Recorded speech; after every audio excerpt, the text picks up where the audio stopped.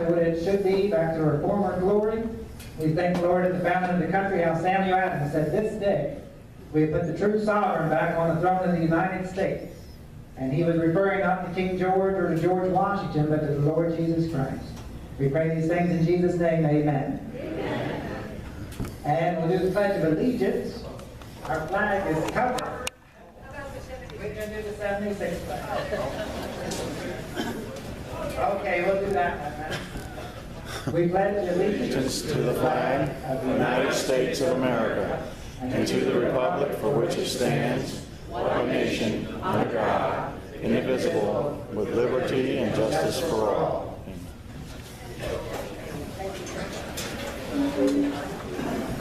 Okay, Sam. Sam, where are you? We're having Sam do the opening monologue.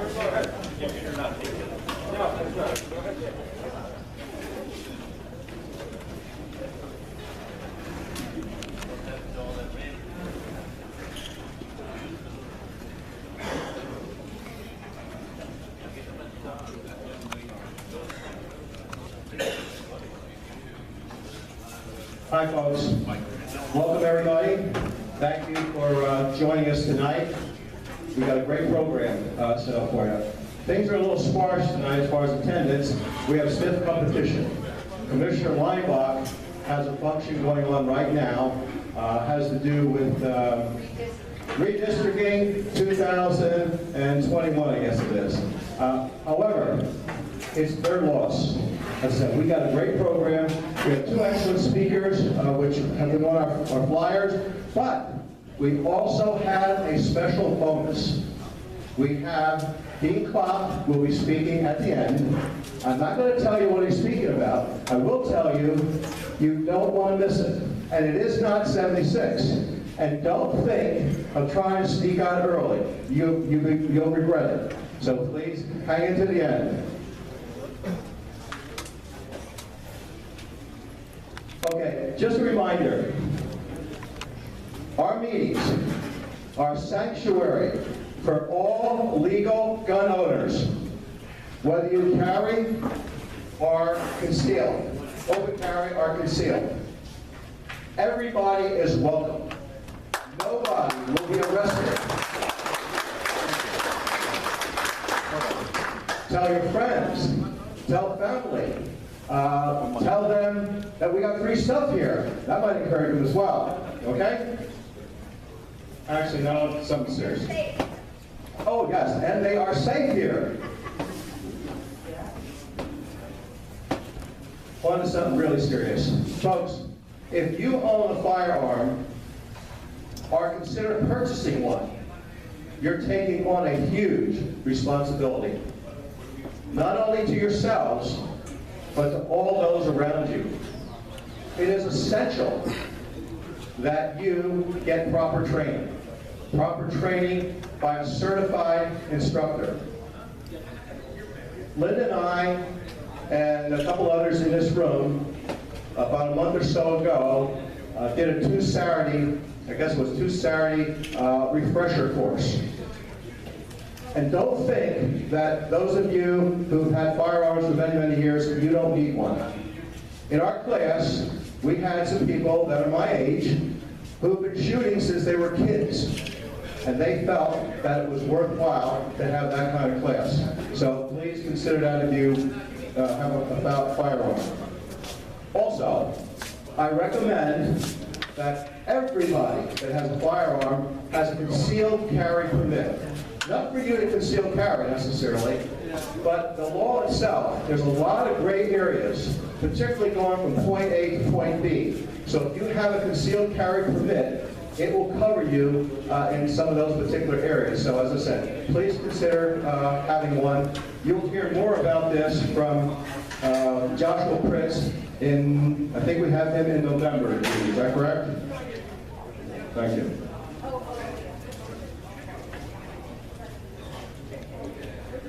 Folks, you haven't heard us talk about the Tri-County Tea Party Coalition recently. However, we are live and well. We had a meeting as recent as Monday. Our among other things, we strategized about the 2018 election. On a federal level, the 2018 election is going to have a major, major impact on what happens in 2020 and beyond. On a state level, there are definitely some representatives that are going to need your help, and some others. As far as the governor, as I said last month, several of us, and hopefully many of you, are going to do everything you can to change Governor Wolf's name to former Governor Wolf.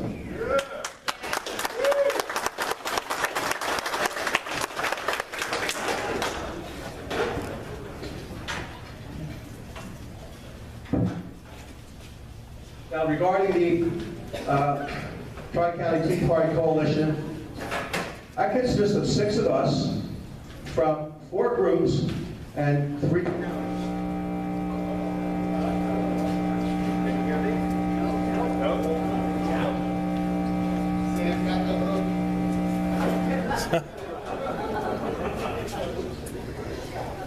Attorney General's office, that like Testing, testing, testing.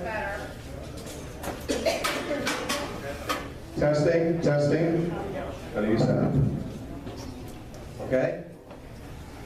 We're okay here for now. Okay, thank you, Rose. As I said, the Tri-County Tea Party Coalition consists of 6 of us from 4 groups and 3 counties. It's difficult to measure whatever success we would have had. However, what is undeniable as far as success is that the 4 groups are closer together today than they've ever been. And by that, we have multiplied our resources and our influence many times over. Now, I just want to let you know who the Tri-County Tea Party Coalition is. Some of them are here this evening. We have, is Ron Bolts here? No, I guess not. Okay, we have Ron Bolts, who's president of Pennsylvania Liberty Alliance. Jim Rodkey, who is chairman of the 11-9-12 group. We have Tom Campione's around here someplace. Tom, chairman of the Lehigh Valley Tea Party. And we also have our newest member, and that is Dean Klopp, also with the Pennsylvania Liberty Alliance. Dean, okay. Additionally, we have our legislative chairman, Rod Miller, wherever you might be. Oh, back there, over there. And myself. Also, we have a supporting cast of Sue Rocky and Linda Brancadora. Now, you'll hear more from us at future meetings. Folks, I'm being outranked tonight. Linda is in charge of the meeting. She's taking over. And you know what? She told me to go take a hike. Well, actually, she didn't say it exactly like that. I think she says, go have a seat. So that's what I'm going to do. So enjoy the evening, folks. Here you are, love. Break a leg.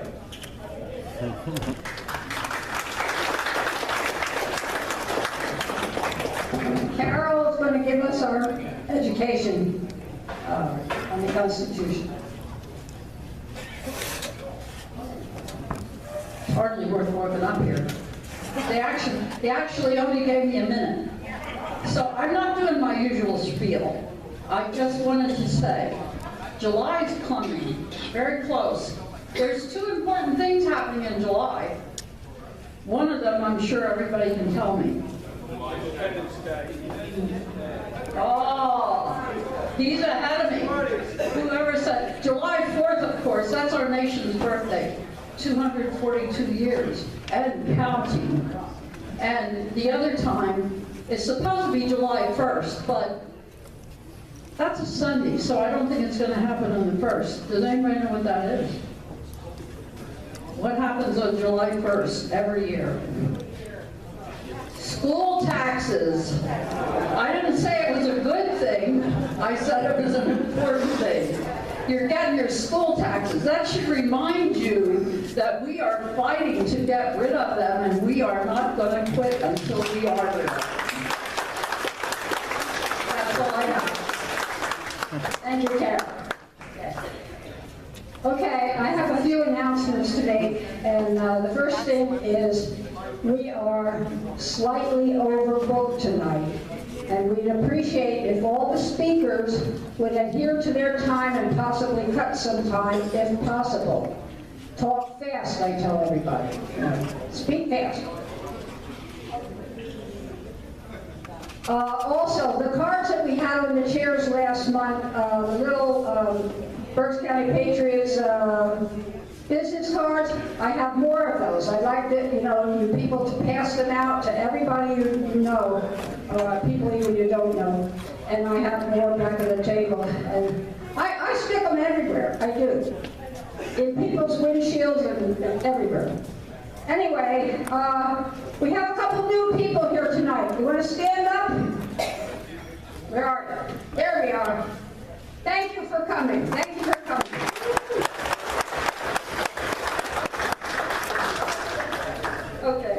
Okay, and we're doing voter registration tonight also, and I think Helen was supposed to be here to man the table, but I don't see her yet, so if anybody is not registered, I have some registration forms back on my table. Please register. The election coming up is very, very important. We all need to be registered and vote. Okay, also, the merchandiser recipe books. Remember, you all send in recipes for the merchandiser? Well, they are out. And we have a supply of them back on the table. Now, we don't have a lot of them, so first come, first serve, but they're around in a lot of different places. If you don't get one here, you can pick them up somewhere else. Also, BCP will be printing up a recipe book because we got so many good recipes, and Kendra Hamlin is going to be working on that. So you look for that in the next couple of months. We'll have our own recipe book. Okay, and let's see. We are pro-life. There is a National Pro-Life Bridges Day tomorrow. And I have the flyer. I thought Helen was going to talk about that too, but she's not here. So I have the pro-life flyer here. I'll put it back on the table, and you people can look at it and get the times and everything and possibly show up. It's at the overpass 422 in Berkshire Boulevard. That's tomorrow, 4 o'clock to 6 o'clock. Okay, let's see. I have also an announcement for Smart Meter Workshop. Tuesday, June 26, 6:30 to 8 o'clock, Kissinger's Church, Berkshire Boulevard. And if anybody's interested in that, Eldon Kibler has all the information for that. You can see him wherever he is. I'm not sure. Okay. All right, now. Let's see. Jack, you're up again. You're going to be talking about life begins at conception. Okay, greetings again, Berks County Patriots. Well, one of the Berks County Patriots' recent board meetings, and it seemed like a little way coming, but praise the Lord, it finally happened. The board made an official policy that the Berks County Patriots believe that life begins at conception. Now, what does that mean? Anyone in the audience, what do you think it means when we're claiming that life begins at conception? Yes? We believe that from the moment of conception in the mother's womb, that is a child with an inalienable right to life, liberty, pursuit of happiness, and it was not just created by the parents, it was created by Almighty God. Exactly. And the thinking about life is murder. And it's very interesting. We recently read that the Nuremberg trials at the end of World War II, in which Nazi Germans were prosecuted and were put to death as war criminals. Do you know it was one of the things that Nazi Germany was condemned for in the Nuremberg trials by the Allies? Abortion. Yes. And it's only 30 years later that our Nazi-like Supreme Court tried to legalize abortion. Of course, Roe versus Wade is not the law of the land. And across this country, for example, I have a copy of a bill here by State Senator Silk in Oklahoma, where he has introduced a bill in Oklahoma to abolish abortion, to ignore Roe versus Wade, and to put the Supreme Court back in its place where it belongs. And so that's what we need to do, and that's what we're here to attribute, that we're going to fight and see abortion come to an end, be abolished. You know, the Supreme Court is not God, it's not the law of the land. The Constitution is the law of the land. Even when Thomas Jefferson was president, he ignored a Supreme Court ruling from Chief Justice John Marshall. And John Marshall realized that he had overstepped his bounds, backed up. And when Abraham Lincoln issued his Emancipation Proclamation during the Civil War, which began freeing the slaves, it went in defiance, if you want to call it defiance, of a Supreme Court ruling, the Dred Scott decision, which upheld slavery. But really what Lincoln did was not in defiance, it was upholding the Constitution, because our founding fathers envisioned that if one branch of the federal government, whether the legislative, executive, or judicial, would overstep its bounds, then the other branches of the federal government would uphold the Constitution and would force that other branch to go back into its lawful place within its constitutional limits and bounds. So, but that is our statement that Berks County Patriots is going to fight to see abortion come to an end. Back to Ms. Linda. Thank you very much, Jack.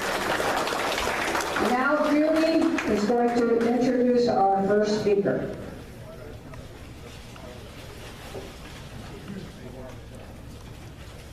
Good evening, everyone. Our first speaker tonight is Bryan Sheetz. Bryan attended Ole Valley High School and graduated in 2015. He attended Berks Technical Institute for Criminal Justice and has earned his associate's degree in the field of criminal justice. He currently has a job in that field. He also has obtained his Eagle Scout rank from the Boy Scouts in 2013 and has always had a love and interest for history since he was 6 years old. Bryan is planning on enlisting in the United States Army very soon, and one day plans on becoming a history professor at a university as well as a historical, political, public speaker. Today, Bryan is here to share with us a program that he created 2 years ago, of which he will teach the importance and the impact that Christianity has had on our nation's history, as well as what makes the United States great, and the importance of remembering the original intent of our nation's heritage. Welcome, Bryan.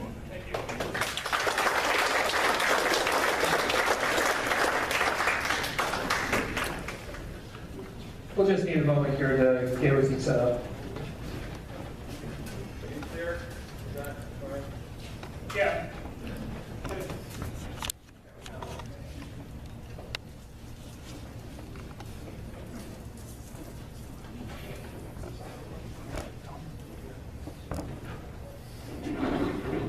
All right, well, thank you all for inviting me here tonight. I am very honored to speak to all of you. I only have 40 minutes to speak, so I'll make this very quick. And if anybody has any questions or any comments that they would like to share or make to me, just see me in the back after the program's finished. All right. Now, let me start off with this very important and very powerful quote here. Whoever controls the past controls the future. Whoever controls the present controls the past. This here is a very powerful quote that was made by author George Orwell in his very famous and very impactful novel, 1984. This quote is very realistic to our day and time. And we'll come back to this at the end of this program, because we'll wrap it all up at the end. This program is called America and God. And when you look at the impact that our American heritage has, you'll see that it has a lot of Christian input and influence in it. And that's what we're going to learn tonight. So, first of all, we got to answer the question of what is America? Well, first of all, it's an experiment. But not just any experiment. It's a divine experiment.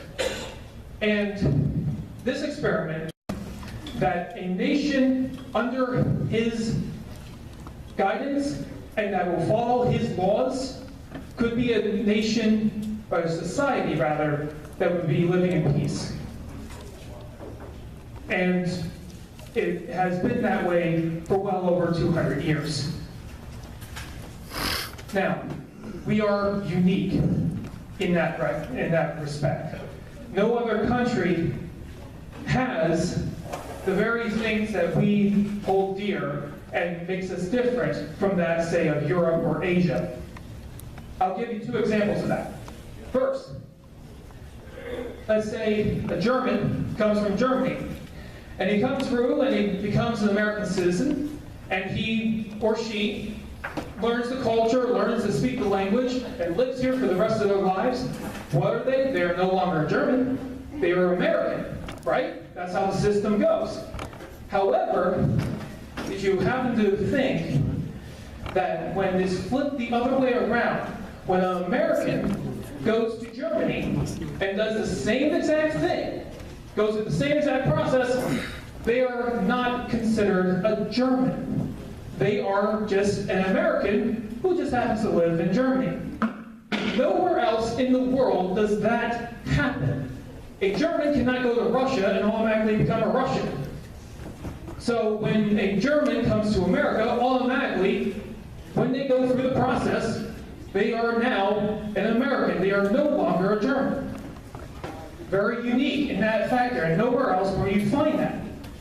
Second, America is the only country, now get this, America is the only country that makes laws to tell people that they cannot do something, giving the implication that they were free to do that very thing from the very beginning until you had a group of people or a government come together and say that they can't do that anymore. Whereas in Europe or anywhere else, it's the exact opposite. That they have to make laws in order to allow people to do things, which means that they are not technically free to do whatever they want right out of the gate, as we are. So, that just goes to explain a little bit of our uniqueness. And we were, at one point in time, referred to as the New Israel, the new beginning, so that missionaries and everything else that we can cover later on in this story, that they called us that, because we were supposed to be the nation that was going to pick up where Israel dropped the ball. We are a constitutional republic. I cannot stress this enough to my fellow 20-year-olds who keep saying everywhere that we are a democracy. We must keep this democracy alive. Well, they're dead wrong because they are not a democracy in the first place. We are a constitutional republic. We all said it tonight. But we said the Pledge of Allegiance. We said to the republic for which it stands, not to the democratic. Right? So, there's other evidence of this. We go to Benjamin Franklin, one of the founding fathers. We know of his famous creed, his famous words when, after the Constitution was ratified, or was signed rather, it is recorded that a woman outside the Independence Hall yelled out to Mr. Franklin, and she said, "What country have you given us?" And he replied, "A republic, madam, if you can keep it." And there are certain people in Washington today that would rather us not keep that at all. Now, there is another thing I will say very quickly about Benjamin Franklin. He also said this about democracy. He said, "Democracy is two wolves and a lamb voting on what to have for lunch. Liberty is a well-armed lamb contesting the vote." Now, what does well-armed mean? That means that they are armed with the law, that they have rights. All right? The whole thing about democracy is that it's mob rule. Doesn't matter what the minority has to say. It's minority rule. Majority rule. John Adams says this about democracy. He says, remember, democracy never lasts long. It soon wastes, exhausts, and murders itself. There never was a democracy yet that did not commit suicide. Which is why we are a republic. Amen. And from an Irish philosopher who was a member of the Whig Party in the British Parliament, he said, this gentleman by the name of Edmund Burke, he said this about democracy. He said, in a democracy, the majority of the citizens is capable of exercising the most cruel oppression upon the minority. Very quickly, give you an illustration of that. Let's say a group of 10 Black Lives Matter show up at one person's doorstep and say they can no longer own this house because they have possessed major white privilege, right? Well, in a democracy, Black Lives Matter, the group of activists, would win because it's 10 to 1. But in a republic, there are things called laws.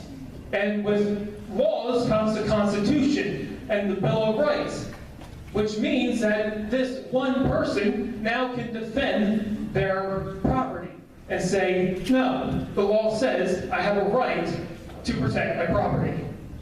So, we'll move on from there. And yes, we are, even still today, viewed from other countries as a predominant Judeo-Christian nation. If only we ourselves would recognize that. Now, we transition, we go all the way back. Let's go all the way back to Christopher Columbus, this guy. Now, what is the first thing that comes to mind when we think of Christopher Columbus, or if schools even teach about him in a good light these days? What is the first thing that comes to mind? Well, this is what comes to mind. He was an explorer, which is exactly right. He is an explorer. However, did you know he was also a missionary? You see, Christopher Columbus sailed the ocean blue. You know, you guys all know that rhyme. Sailed the ocean blue in 1492. The whole purpose wasn't just to find the northern passage to India to start a well-organized trade route. No. It was also a missionary trip. He states that, how do we know this? He states this in his journal. I have here an excerpt from his journal here. He says, and this is to the king and queen of Spain. He says, Your Highnesses, as Catholic Christians and princes who love and promote the holy Christian faith and are enemies of the doctrine of Muhammad and of all idolatry and heresy, determined to send me, Christopher Columbus, to the above-mentioned countries of India to see the said princes, people, and territories, and to learn their disposition and the proper method of converting them to our holy faith, and furthermore, direct that I should not proceed by land to the east, as is customary, but by a westerly route, in which direction we have hereto no certain evidence that anyone has gone. That was written by Christopher Columbus himself.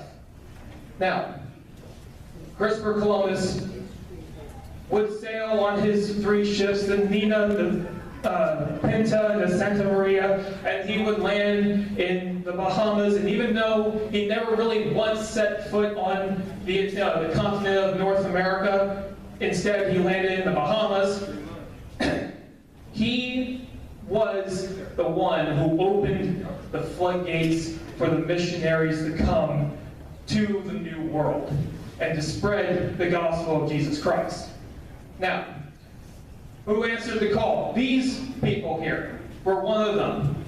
These are the Pilgrims. Now, we are told from schools these days that they came to seek religious freedom from persecution in England. Half of that is true. That is the second half of that is true. Because they did not come here for religious freedom. I will tell you why. See, in the year 1608, they did flee England from being persecuted. Because England had the Church of England, which was run by the government. And if you did not worship the way that they wanted you to worship, well, yeah, you're in trouble. So, they fled, but not to where most people would think they would have fled, which was over here. No. Instead, they fled to Holland and stayed there for 12 years. Now, Holland had the same exact rules as England, but they did not enforce them. All right? So they were welcome to practice their religion, for many years to come. And so they spent there for 12 years until one day they heard of a little province called Jamestown. And they said that we want to go over there and we want to bring the message of Jesus Christ to Jamestown. And that's what they did. So they hopped on 2 boats, Mayflower and the Speedwell. But the Speedwell didn't go get that far. They had to turn around and go back to port because it was sinking. So they were all crammed on the Mayflower. And the Mayflower went all the way over to what we now know as Plymouth, Massachusetts. So they were a little off of their directions a bit. But when they came to Plymouth, before they set foot on shore, the leader of the Pilgrims, by the name of William Bradford, he ordered men to gather around in the hall of the ship, and he said that we need to come up with a rule of law. All right, we need a compact, we need an agreement before we set foot. Here is a little copy of the Mayflower Compact. And in it, we find out the real reason, in black and white print, of why they came here. It says, having undertaken for the glory of God and the advancement of the Christian faith, and the honor of our king and country, a voyage to plant the first colony in northern parts of Virginia. They still thought they were somewhere close to Jamestown, by the way. But did you catch that? Having undertaken for the glory of God and the advancement of the Christian faith. You can't get anywhere around that. It's right there. So how these professors and the people on the far left wanted to cover that up with, so they wanted to escape from persecution and seek religious freedom by coming over here is a bunch of bull. So, moving on then. I put my mouse. There we go. So after that, next 10 years later after they came, we have the Puritans. And then we have a bunch of years go by until the year 1734. This is the time of the Great Awakening. Now, according to Peter Marshall Jr.'s book, The Light and Glory, which I have here, in it, he states that the first Great Awakening was not a reawakening. It was not an awakening at all, but rather a reawakening of a deep national desire for the covenant way of life. Meaning that the society has gone off the rails onto their own tracks. All right. So they needed people to bring them back on course to the original intent. Keep in mind that word throughout this whole thing, because I'm going to be using it frequently. So, a couple people to do that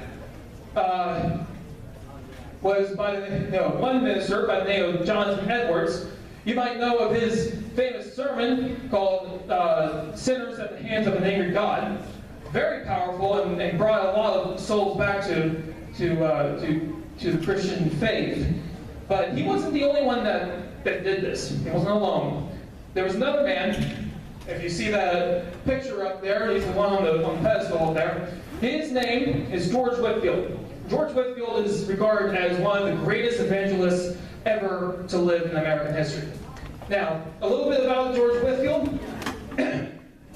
George Whitefield was said to preach like the old apostles. George Whitefield would ride up and down the 13 colonies, and he would deliver 100 sermons in 6 weeks' time to a crowd, average crowd size of 20,000 people. We're talking Trump rallies here, all right? So, that means he's very good, right? So, he stressed the fact in his sermons that we are all equal in the eyes of God. We are created equally, we are judged equally, and that we are saved equally. Remember that line also for later. And while one of his times when he came to Philadelphia, he met a young man by the name of Benjamin Franklin. At this point, he was 33 years old, Mr. Franklin was. Now, at the time, he was actually a theist. That is actually true. But when at one of his sermons, Franklin found himself throwing money at the man because he found that his sermons were that impactful. And not only that, Whitefield and Franklin became best of friends. And whenever Whitefield decided to come around to Philadelphia, he would stay at Benjamin Franklin's house. That's like if you had, say, if he was still alive, the late Billy Graham come to your house and stay for a month. You got to think he had to be impactful in some way, right? So that's a little bit about that. Now, of course, after that we have evidence of divine intervention throughout at least 2 wars of our great nation. In the Revolutionary War, there is the Battle of Brooklyn Heights. Now, notice, all of these battles were important battles that could have been turning points. Some of them actually were turning points for the war itself. And they were critical battles that if we were to lose those battles, we would not be in the United States of America. Now, the first one here is the Battle of Brooklyn Heights. And basically what happened here was George Washington was surrounded by the British. And the British were going to attack, and but they didn't. For 3 days they did nothing. But he was pinned up against the river there. And there were ships, British ships, coming up the river to cut them off. And one night, the winds picked up. And they stopped the British ships in their tracks. They could not go any further because of how strong the wind was. And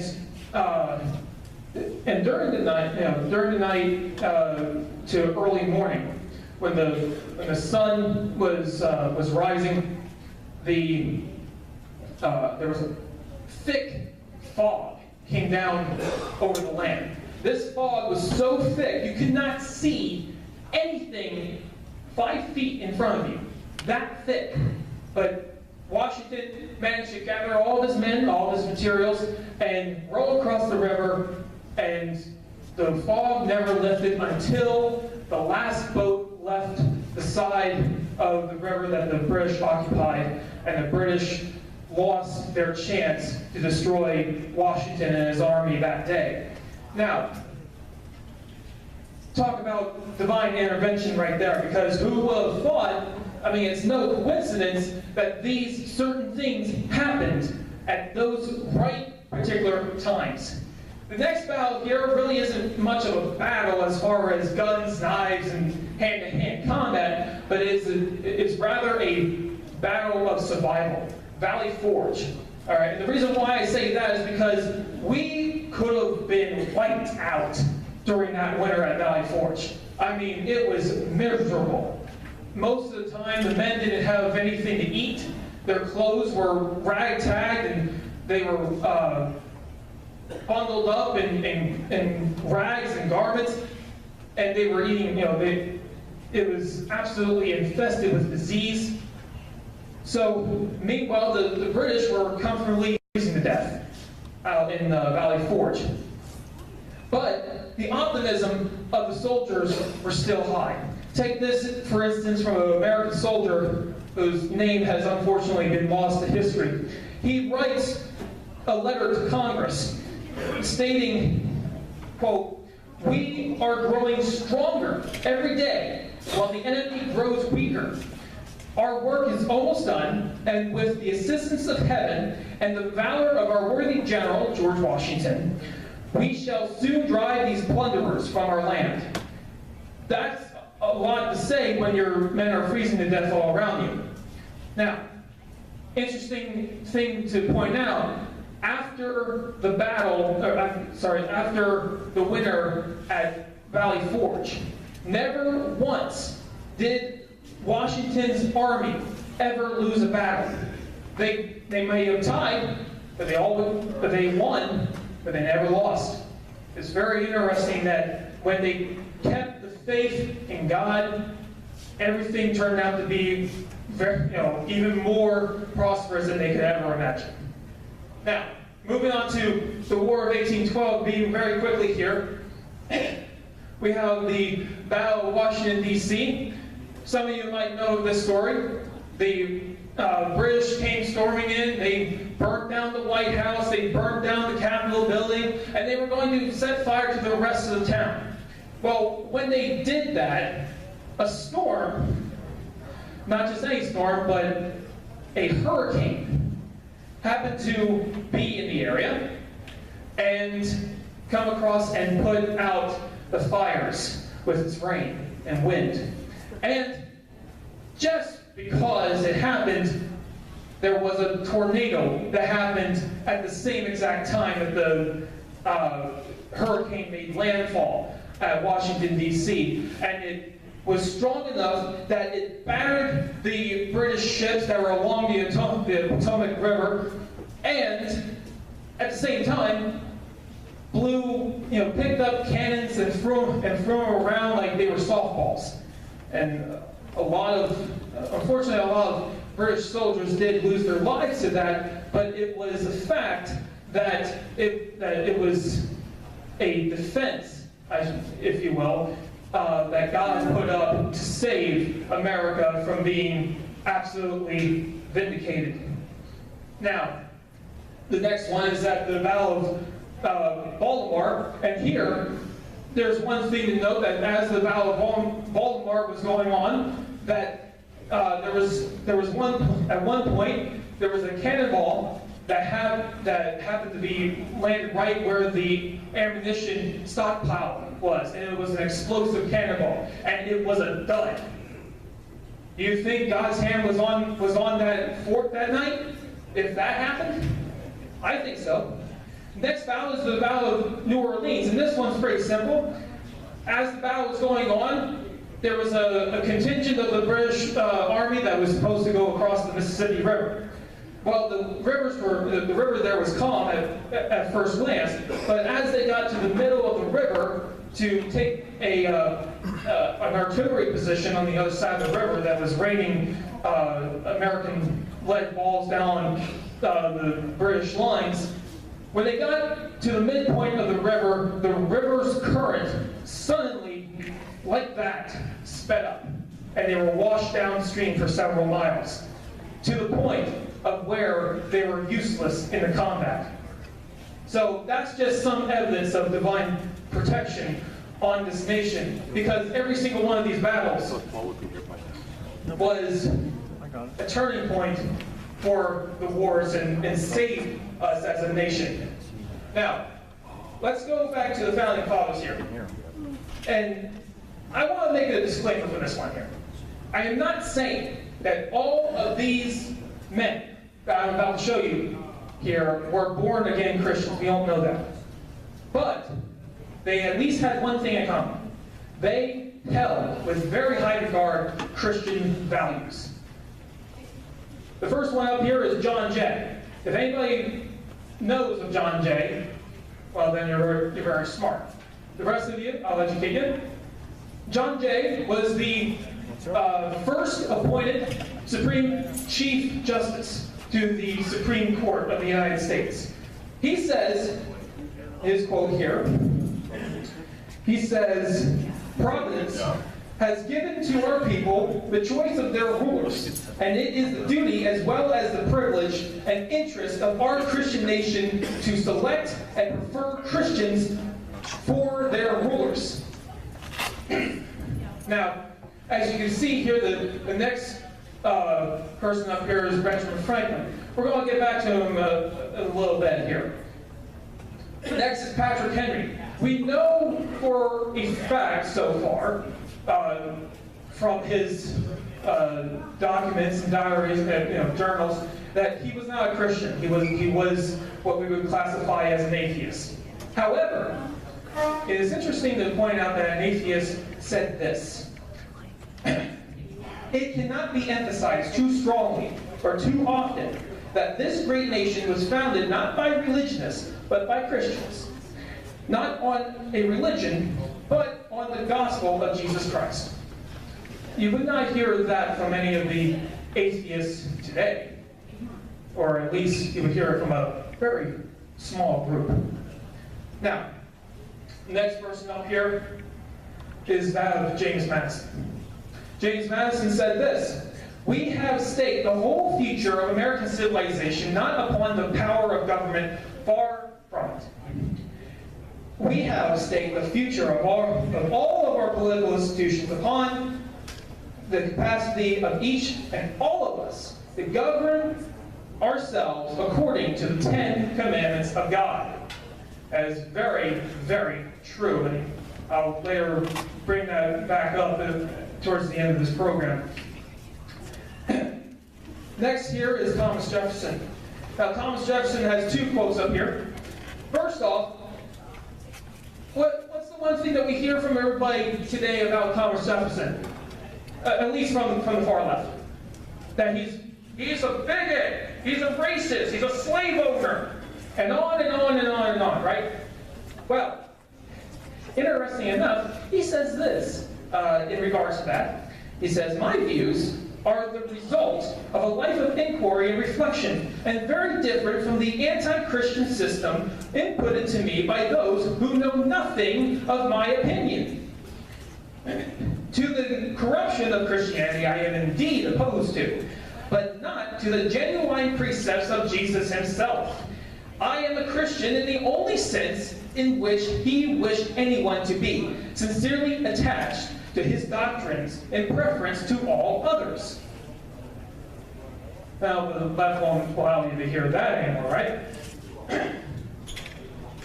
But once again, he says another thing up here. This is something that you can actually go and see at his memorial. It's inscribed in stone on the walls of his memorial in Washington, D.C.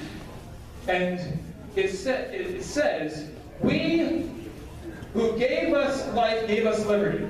And God who gave us life gave us liberty. Can the liberties of a nation be secure when we have removed a conviction that these liberties are the gift of God? Indeed, I tremble for my country when I reflect that God is just, that his justice cannot sleep forever." Very interesting. Something that you will not hear in schools these days. Next up here is George Washington. George Washington, by the way, this picture up here was not common, but I'm sorry. This was a very common scene for everybody that knew George Washington for him to do. And there are stories about George Washington, and one in particular is that Battle of Monongahela. He, in the French and Indian War, was shot at, but the thing is, he had 2 horses shot out from underneath him, and he had 4 bullet holes in his coat, and he was not hurt, not a scratch on him.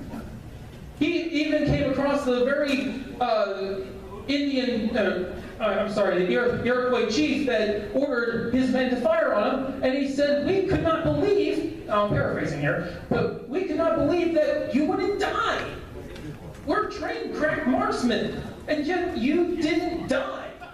And George Washington even states here, he says, I take this early opportunity assuring you that I now exist and appear in the land of the living by the miraculous care of Providence that protected me beyond all human expectations. I had 4 bullets through my coat and 2 horses shot under me, and yet I escaped unhurt. Can't say anything much about that at all. So, next thing here is the Constitution of the United States. Now, there's a lot of things that go on here, and this is the quote that Benjamin Franklin said.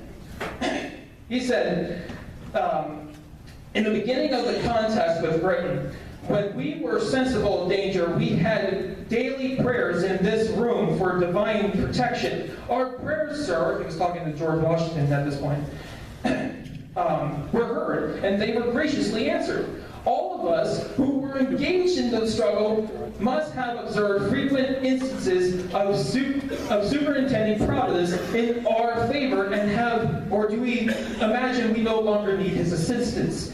I have lived, sir, a long time, and the longer I live, the more I am convinced of this proof that I see that is true, that God governs in the affairs of men. That does not sound like a pianist. I think George Whitefield did his job.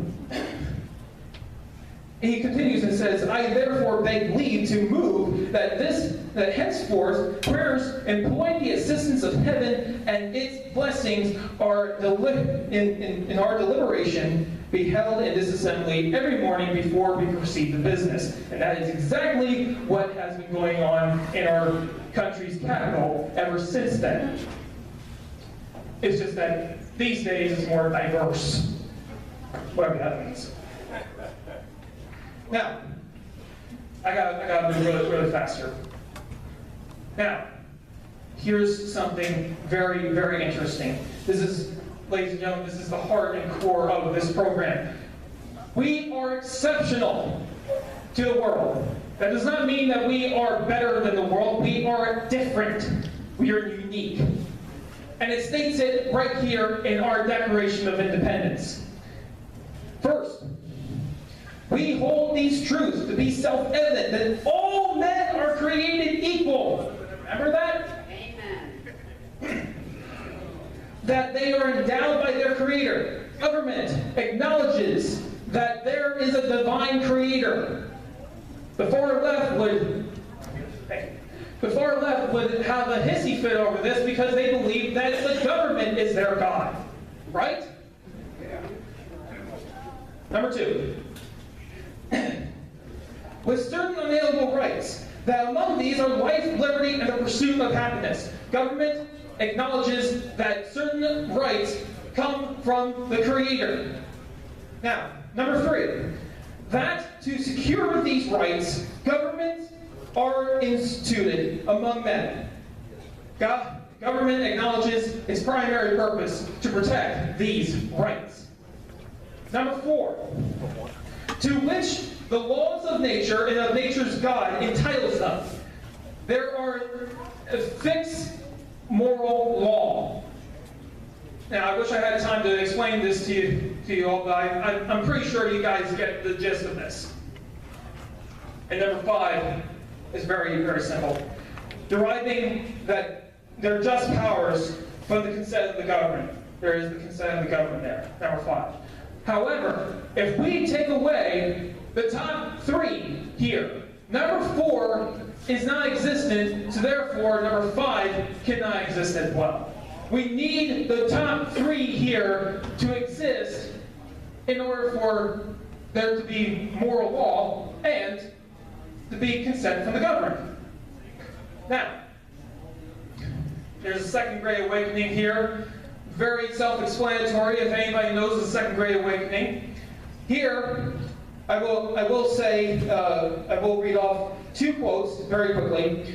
One from Charles Finney, who was a minister during this time. He said, the church must take right ground in regard to politics. Politics are a part of a religion in such a country as this, and Christians must do their duty to the country as part of their duty to God. God will bless or curse this nation according to the course Christians take in politics. And we have seen Christians fall out of that many times, and look what happened to our society. Amen.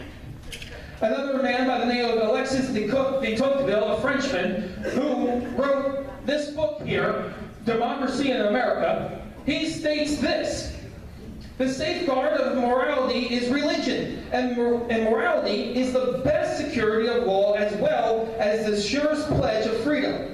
The Americans combine the notion of Christianity and of liberty so intimately in their minds that it is impossible to make their conceive the one without the other. This is the time of when we were outrightly a Christian, Judeo-Christian nation and society. No more are we of that today, I'll tell you. Next. We have to turn that around. That's right. Now, most of you here would remember this. The lifestyle in the 1950s. Family had structure with what we call the nuclear family. And I don't know if anybody realizes this, but there was a report from a judge over in Britain that said that we should applaud the destruction of the nuclear family. Yeah. They taught biblical morals. They had family values at a very high standard. Education. They taught biblical morals and logic. And Christian students were free to exercise their religion. And churches, they did the one thing that they did best. They preached the gospel. Period. That's it.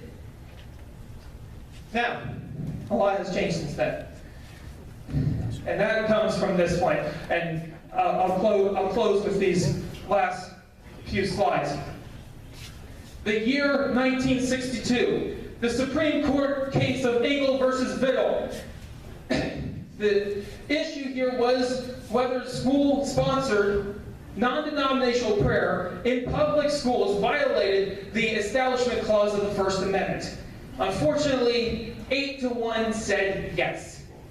The reason for this was stated by the majority that the provision allowing students to abstain themselves from the activity did not make the law constitutional because the purpose of the First Amendment was to prevent government interference with religion, and that it is not appropriate for the government to endorse any particular belief. That's two totally different statements smashed up into one paragraph right there. Because absent themselves from any event, well, you didn't really have any problems there. But, you know, the Supreme Court ruled with this. And ever since then, all forms of Christian related prayers were taken out of schools, including teaching of biblical morals and facts, even to the extent of removing pictures of the Ten Commandments. And how do we come back from this? This is the last slide I like. How do we come back to this? Well, the people need to be educated on the true history of America. Yes. Yes. The family needs to be whole and needs to teach morals and basic Christian principles to the next generation. I have seen my generation destroy itself over this, and the generations before, creating us as a product of that. And finally, the churches need to preach again. And I swear this is the last thing I'll say. Once again, we have Mr. de Tocqueville right from his book, Democracy in America. He says, I sought the greatness and genius of America in her dominions, harbors, and her ample rivers. It was not there. In her fertile fields and boundless forests, and it was not there. In her rich mines and her vast world commerce, it was not there. In her democratic Congress and her matchless Constitution, Constitution, it was not there. Not until I went into the churches of America and heard her pupils aflame with righteousness did I understand the secret and genius and power of America. America is great because she is good, and if America ever ceases to be great, she ceases to be good. If she's, to be great. And we go back to what George Orwell said at the beginning of the statement: whoever controls the past controls the future. The far left is trying to control our past so that this present may not know where our future lies. In the Bible it says, if there is no vision, the people perish. And if we lose our knowledge of the original intent, we will too. Thank you for your time.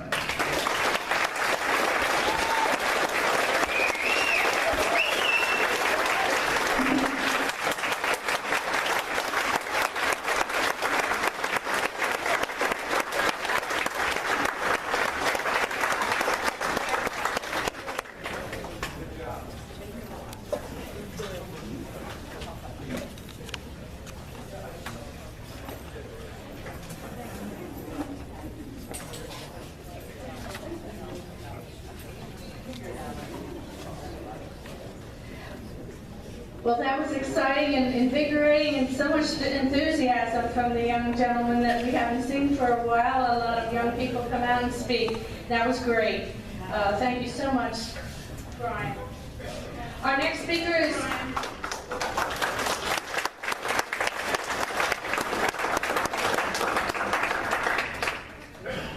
It'll just take a minute. We want to set up Scott's presentation. Scott Miller was here last year. Last August, and he was well received, and many requested that he return. He lives in Florida and travels around the United States giving presentations. So he also believes in exceptionalism and is traveling the country again, as he has done for approximately 8 years, speaking with the people he meets. He uses pictures and videos to demonstrate two important things: that America is great because of its people, and government has become too big and overbearing. So please welcome Scott Miller. If possible, can we get the lights back to where they were for Bryan's presentation?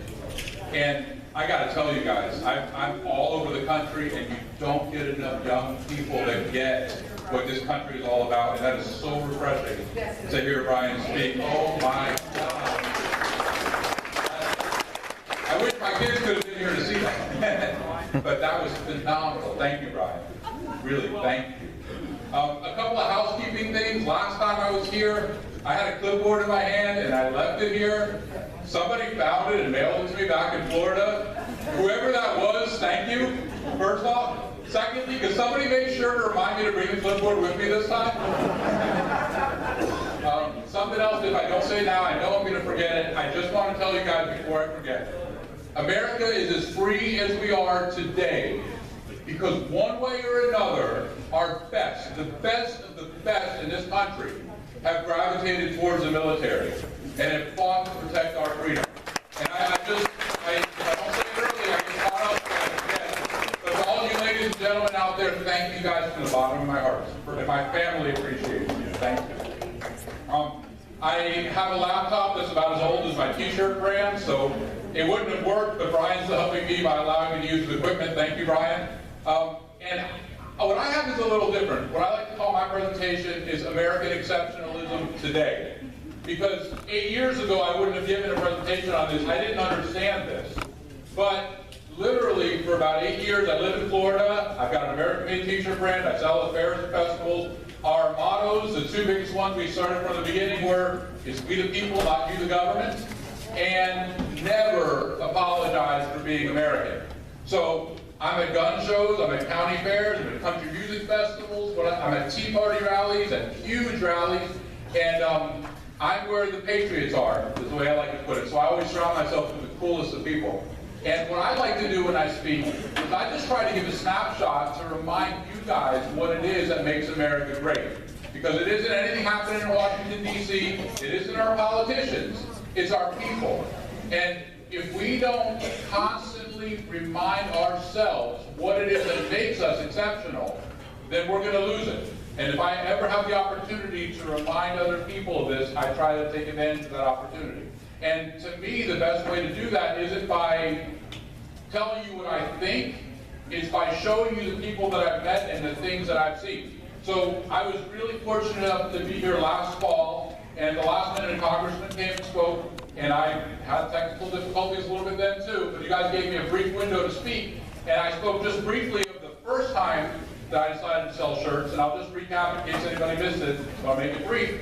I was selling shirts at a Tea Party, a tax day Tea Party rally in 2010, and right off the bat, the radio station host that allowed me and gave me permission to sell the shirts came running over right after I got my mannequins in place for the first time ever and said, "I'm really sorry, but the county people won't let us sell merchandise here. We have the wrong kind of permit, you can't sell your shirts." And I couldn't believe it. Well, what I did was I said, I had an idea, what if I gave them away? And he said, "Why don't you go over and talk to the county guy? He's right there. He's the one that told us we have the wrong kind of permit." Well, I went to the guy, and I said, "What if I just give my shirts away?" And he had his arms folded. And he said, "You want to give your shirts away, you go right ahead." Well, I didn't advertise this. I just put my shirts on the table. And I was proud of these shirts. They weren't where they're at now. We still had, at that point, we had a couple of good designs. And if people came up and said, "How much are your shirts?"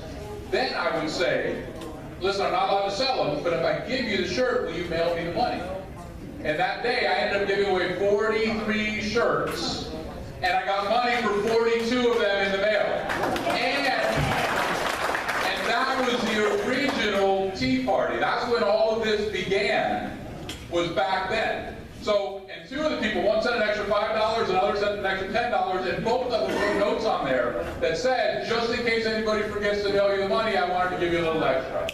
So, and those notes, I hold them so dear to me. The thank you letters I got from people for trusting in them was such a great feeling. And right then and there, I knew I wanted to do this and really pursue it. So the next thing I did, I don't know if any of you guys were here, but in D.C. in 2010, it was 828. Glenn Beck had a big rally on the lawn there. Some of you guys were there.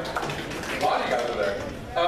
Anyhow, he had this huge rally up there in D.C., and they didn't crack down on vendors. Now, when you're a roving vendor, you got to be really careful, because if somebody comes up to you, they're not going to arrest you, they're not going to take your stuff away, but they're going to tell you to stop selling.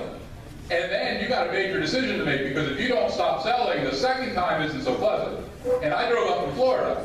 So I waited, I got there early, I was just going to check out the situation and see if I could get familiar with where I would want to park and where I wanted to be walking and how I was going to do this. And actually I was on the right side over here, and I walked to the right side of the reflection pond, and people were already lining up, and not lining up, but milling around 4 or 5 o'clock in the afternoon. And then I saw something really cool. I saw somebody selling buttons. And I followed this person around for about 20 minutes just selling them out in the open, and nobody was going up to him and saying anything. So then I got bold, and I went to the van, I put some t-shirts in the backpack, brought them out there, and really for the next 20 hours, I sold t-shirts. And I kept going back to the van, and it was a "We the People, Not You the Government" shirt. Back to the van, get more shirts, back to the van. And it was such an amazing night and day. And it's so enlightening. I was speaking to people for the first time politically, where I was not just listening to them, but I was starting to form my own opinions, and I was actually being able to be involved and hold the conversation. And what it always came back to was that freedom that we're fighting for. We don't want the government telling us what to do. We don't want the government to take control. And what I realized was that what we needed to do wasn't just to talk to each other, but was to figure out how to reach the other people. Now, you're not going to go up, this is what I learned early on, you're not going to go up to somebody that very vehemently believes in the left's philosophy and get them to change their mind. Okay, you just almost 99 times out of 100, probably more than that, you're not going to. But what I got concerned with were those people that weren't paying attention, that were going to just be led by somebody else's opinion, or a campaign commercial they saw, or by somebody that could tug at their heartstrings at that exact right moment. And we see this all the time. So what I really tried to do was, in all of my speakings with the different people I dealt with my business, was I was trying to formulate the best way to talk to people, to try to get them to see things from a common standpoint. And the one thing that always comes back to what Bryan was getting at, which is, we're an exceptional people. And he's right, we're not an exceptional people because our DNA is different than other people from other places. But what makes us exceptional is that we're born into this freedom that nobody else around the world had been born into. And when you're born into this freedom, you start expecting it. You start loving it, you start demanding it, and you start expecting other people to also hold this freedom in high regard. And that's why it's our job as people that understand this, that when we see people that are threatening this freedom, it's our job to stand up and do something about it. And that's, well, you guys are doing it, you're here today. You guys obviously get that.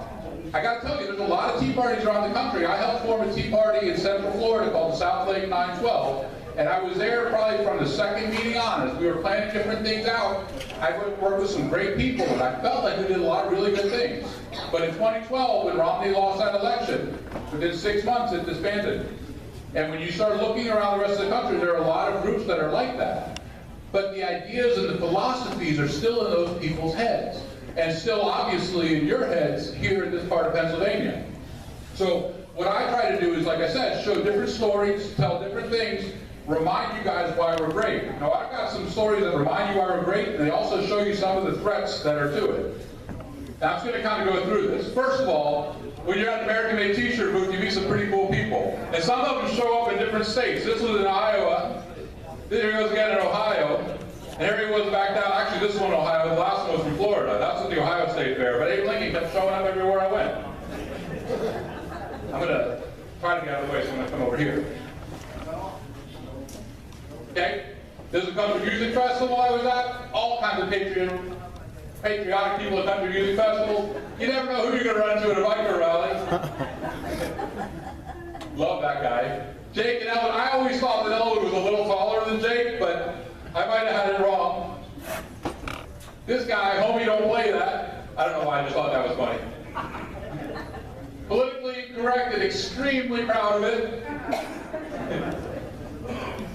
And then at the county, this is a state fair in Missouri, if I'm not mistaken. No, actually it was an Olmsted County Fair in Minnesota. They had a cardboard cutout of Hillary Clinton, and I had a family, the woman came running over and said, "What shirt can I buy from you that I can stand next to this and take a picture?" So I told her, "You can't fix stupid." Again, you meet the coolest people. All four branches represented here at the Utah State Fair. In front of my booth, I had to get a picture of that.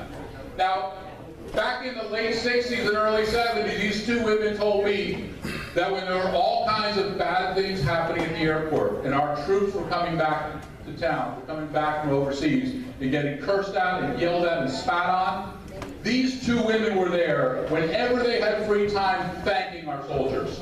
So I told them I'm going to tell their story to somebody else, but that's what they were doing back then. Now this guy, this was a while ago. This is a Wild Blackberry Festival in Jasper, Florida. It's right up on the Panhandle. And I was at this festival, the tiny festival. They had a Patsy Cline impersonator. She was singing. People kept coming over and telling me, "You got to meet this guy. You got to see Teddy Mack tonight. You just got to see his song. Make sure you listen to Teddy Mack when he's singing tonight." Well, this festival was so small, I probably would have broken down early and left, but I had to see who Teddy Mack was and what he was all about. Typical small town county fair. Country fair, I should say. They have good food, don't get me wrong. But I get there, and I thought Teddy Mack would be some big performer or a big singer or a big band. No, he was Elvis with a karaoke machine. This was the main entertainment for the night. But I got to tell you what he did. About halfway through his set, he asked everybody to come together. He pulled everybody together, had everybody hold hands in a big circle. There couldn't have been maybe 80, 85 people there. But everybody except me taking this picture was holding their hands together and saying a prayer for the troops as he sang the American Trilogy. And later on I found out everywhere he goes, big crowd, small crowd, it didn't matter. He always stopped everything and had everybody there say a prayer for our troops that were overseas. Later on, I guess I should have told you the backstory of this. But I wanted to talk to him afterwards. I went and met the guy. And they said he was going to be speaking at a wellness center, at a wellness event. So I didn't know what that was, but I drove a couple hours to sit down with him and find out more about him. And here he was in a room that couldn't have been more than 24 people, and almost every one of them in a wheelchair. But going there on his own time and performing. just to make their lives better. Now, I don't know where he stands politically, but I know that he's an exceptional American. And what he has done is figured out what he can do to make us all feel more patriotic and to make everybody that he touches lives better. And this is the kind of stuff that you don't necessarily get everywhere around the rest of the world. And I'll argue, when people say, oh, there's more like that here now, or it's like that there now, you know, a lot of people came to America because they wanted a better life, because they wanted to be more like Americans, okay? But a lot of countries changed their ways and formed different systems and have tried as hard as they could to be more like America. We haven't just impacted the people that live here, we've impacted other countries to the point that they want to be more like us, and now you do get to see more things like this. So that was Teddy Mack.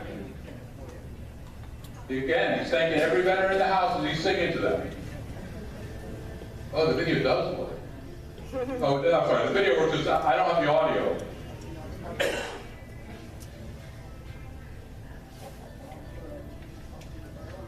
You really won't get the sound. I really like when he does it again. Because even if every veteran that you can find there, and he's singing glory, glory, hallelujah, he's going up to every one of them and putting a scarf around their neck.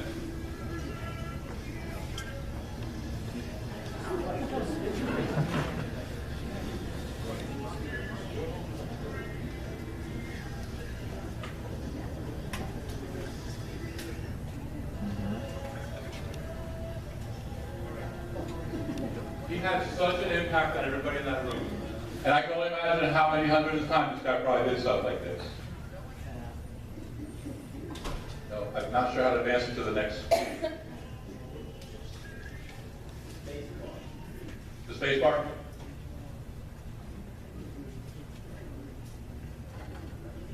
I hate to ask, but Bryan, do you have a second? But so this was Teddy Mack. Now, this is the good stuff. But sometimes when you're traveling and you're talking to people, you hear some of the not so good stuff. And I'm reminded of two different gentlemen I met over the years. One of them was a guy in New York. And in New York, it was upstate New York. I was at a fair in upstate New York. And awesome, thanks. Cool. I'm going to go a little bit out of order, but that's okay. Thank you, Bryan. I was at a fair in upstate New York, and a gentleman told me that what happened in the next county over from where he lived was that the comptroller went to the sheriff and asked him for the names of every person in the county that's a registered gun owner or that had a permit. And the sheriff thought on it, and he answered him back. He said, you know, I don't think that's something I'm supposed to do. And the comptroller was trying to take this upstream and try to make sure that the sheriff did it. The sheriff went public with this, and they ended up having a town hall meeting. And apparently it was a very small county, but more than 800 people showed up in this county to back that sheriff. Okay, now what this reminds me though, but really the point he made when he told me this was, A, how many other sheriffs around the country were being asked the same thing by other people, possibly their town controller or the county controller, or B, where are these directions coming from? You know, and it's kind of scary when you think about it. And then the next guy that I met, and I'm again a little out of order, and I think this picture's on here, but I'll point it out. I think his name was John. This also was in Minnesota at the Olmsted County Fair. He was there with his wife, and some of these stories are just flashes that I catch, so I don't always have an ending to a story. But he was a Vietnam veteran, and he received a letter in the mail. It started with a letter in the mail saying, the medication that you're on for the Agent Orange, the side effects you received that was most likely from Agent Orange, the side effects of this medication for some people is that you become violent. And for this reason, we're going to have to ask you to turn in your guns. Well, he called the people, and again, this, you know, you have a lot of conversations. I'm not going to make things up. I don't remember every single detail of this. But he called them and said, look, the medication didn't work, and that was about 5 or 6 years ago that they prescribed that to me. I took it for a couple of months, it didn't work, I stopped taking it, I'm not giving up my guns. And then he received a phone call saying, the sheriff is going to be coming to get your guns. And this is about 3 or 4 days before I met him. He was there with his wife, And I don't know what happened after that. I gave his wife my card, and I said, I hope I never hear from you. But if this story has other chapters, please call me and let me know. So I don't know what happened with that. But again, these are, you know, there's a million examples that you go across the country of government gone wild, of government getting too big, getting too much. But these are examples. This isn't just something you read on a Facebook post. This isn't something I saw on the news. These are people that I met. These were things that actually really happened. And when you go around the country, there are different things. Just like there's the stories of great fairs. The first time I ever selling my shirts at a state fair, and literally the booth, 2 booths down from me. So my 10 by 10 was here, somebody else was here. The next booth over was this booth. And if you look, it says, free, lifeline supported cell phone. Sign up today. I think everybody in this room knows that nothing is free. Okay? So these free phones were being given out to anybody that qualified for it. Now, to qualify for it, if you had any type of assistance from anybody in your household, from free school lunch to welfare to unemployment, anything, you automatically qualified for this phone. And there's nothing wrong with the lady that was there. She was a very nice lady, but in my opinion, she was a little misguided, I found out later. But she wasn't just there to see that she could help give a phone to somebody that needed a phone. She was a trained salesperson.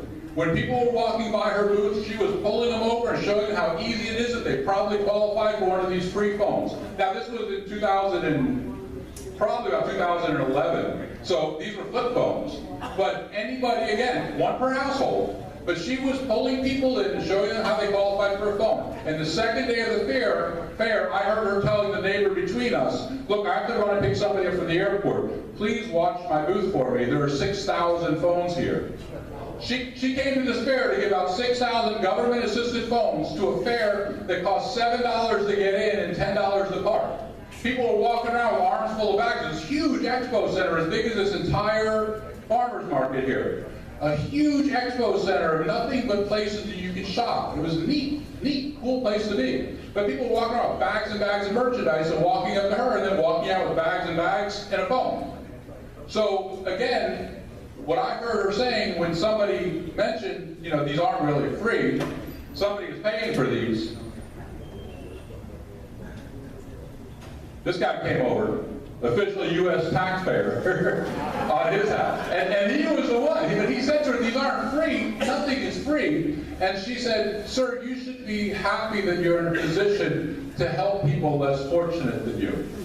And that's when I say she was misguided, because help doesn't truly come from you sending money to a government that sends it to Washington, D.C., that sends it to 3 or 4 different channels before it gets back to that cell phone to have her decide whether or not they qualify for that cell phone. So again, these are those stories that when you're going around and you're finding them.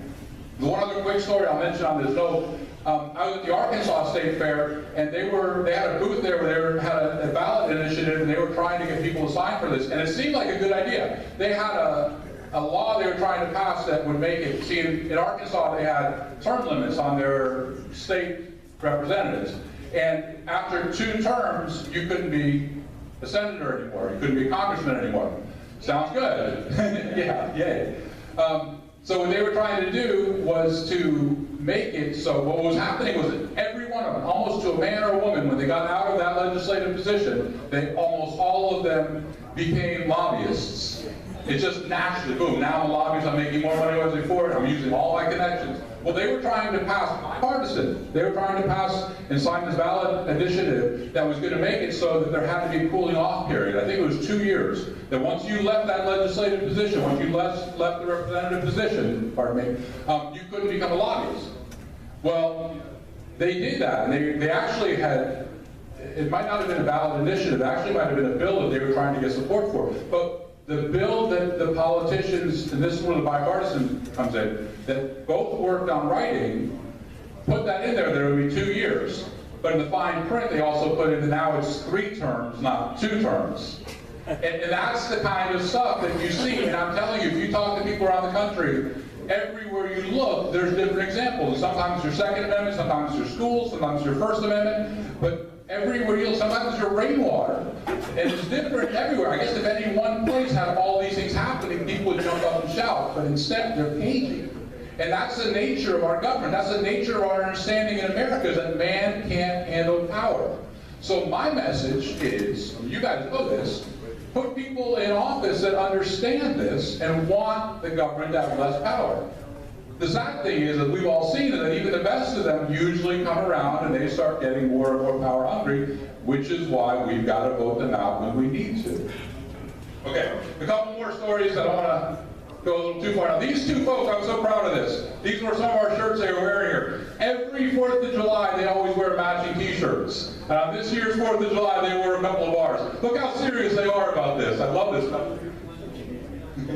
This is Eli. He won 2nd place in the sheep riding contest at the Indiana State Fair. And he is so proud of that medal. This woman, the nicest lady, this is at a county fair in Sheboygan, Wisconsin. Her husband was an avid gardener. And when he passed away, I think it was the early 2000s, but when he passed away, she wanted to do something to remember him, to commemorate him. And what she did was she made a traveling trophy.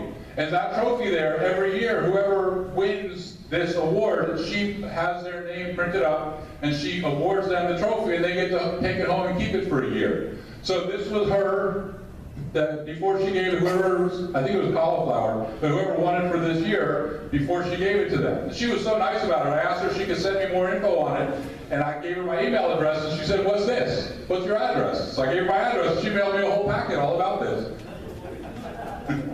In fact, there, the memory of Bruce Banyai, that's the name of her husband. This is the guy that won it the year that I was there. I guess it was his cauliflower. He didn't even know what it was. It was really kind of ironic. All right, now this is a guy named Brandon. But it's not really Brandon that I'm talking about here, okay? I'm a really firm believer in figuring out what you can do and then do it to the best of your ability. And what happened with Brandon was, I was at a fair in New Hampshire, in Concord, New Hampshire, and he's a guy that was just hanging around my booth a lot of the weekend. He seemed very libertarian-minded, nice guy, and towards the end of the fair, when I was getting ready to break down, I brought my van over, and he had watched my booth till I came back with that black van, and I'm still driving now. And, but there was a lady that came over, and we were talking to her, and she said she had to get home because she has to have a tough conversation with her 25-year-old. Oh, actually, he's not my 25-year-old. But what happened was, over the years, she had 3 kids, and when they were teenagers, they just kept bringing kids home that were kind of lost. You know, they didn't have the family support. And they were good friends of her kids, and it just kept happening that they ended up staying with them. And she ended up raising them to some extent, she and her husband. But now the 25-year-old, he's on his own now, in that he's working and he's successful, but he loves it so much there. And they just got to tell her, look, it's time that we're empty nesters. You're not even our kid. But she was the nicest lady. But again, you know, you guys were talking earlier about Roe versus Wade and where's the government's place and all these different things. But this is a lady, and there's a couple of people I can tell you stories of. She wasn't waiting for something to happen to try to fix whatever she might have thought was wrong. She was doing something about it by raising kids that weren't even her own. And I don't know those kids, but I'd like to think there's a really good chance that they're better off today because they met her than they would have been if they hadn't. And it doesn't necessarily mean it's the same thing for you. You got to figure out what you can do to make this country a better place. And hammer it. It might only be one thing, it might be 2 things. My thing is sell American-made t-shirts. Teach people how to talk about how important it is that we keep our freedom. But once you figure out, most of you already probably know what it is, but do it to the best of your ability. These are the unsung heroes of the festival scene. This is the whole people that pump out the porta potties. And I just got one more little thing to tell you because I know that my time is almost short here. But at the county fair in Olmsted, when I was sleeping in the van for 6 days, you know, when you're at these fairs, you figure out some very important things, like what time of day it is that they clean out the porta potties. That's critical. You learn where the showers are. They told me they have some public showers behind the brown barn. So my first time walking there, you don't know what to expect. I'm thinking, okay, what's the worst it could be? And I'm walking there and I see this, and I'm thinking, man, this is an awful lot like middle school. But it's been about 2 or 3 days. I need a shower. Hot as heck, Minnesota summer. And I'm seeing this. I get a little closer. And I'm like, oh man. I'm just not showering with this one. So anyways, you see pretty cool things when you're on the road. I'm going to save a couple of these stories. If you guys will have me again, I'd really like the opportunity to come back. And I've got a project I'm working on where I'm actually writing a book on American exceptionalism today. And maybe either next summer when I'm passing through Pennsylvania for a festival or the one after, maybe I'll have it done. And I'll call Sam, I'll call Judy, and see if they'll have me back. But I want to leave you guys with that same message. Figure out what you can do to remind people that this country is great because of its people, not because of its leaders, and hammer it. And while I was selling at the Leesport Market yesterday, I came across a perfect example of this. But I met the nicest lady. She said she had 2 friends that come to these meetings. I thought she said the names were Sally and somebody else. It was a couple. But I don't remember the exact name. But the woman's name was Crystal Wallach. And she had a grandson that was killed in service years ago. You know what I'm talking about? Yeah. Well, she puts on a fundraiser here. And every year you guys do that. And what she told me, each year you've eclipsed how much you made the year before. $21,000 to the Wounded Warrior Project. You have figured out what you can do. And $140,000 altogether, she said, so far you guys have raised.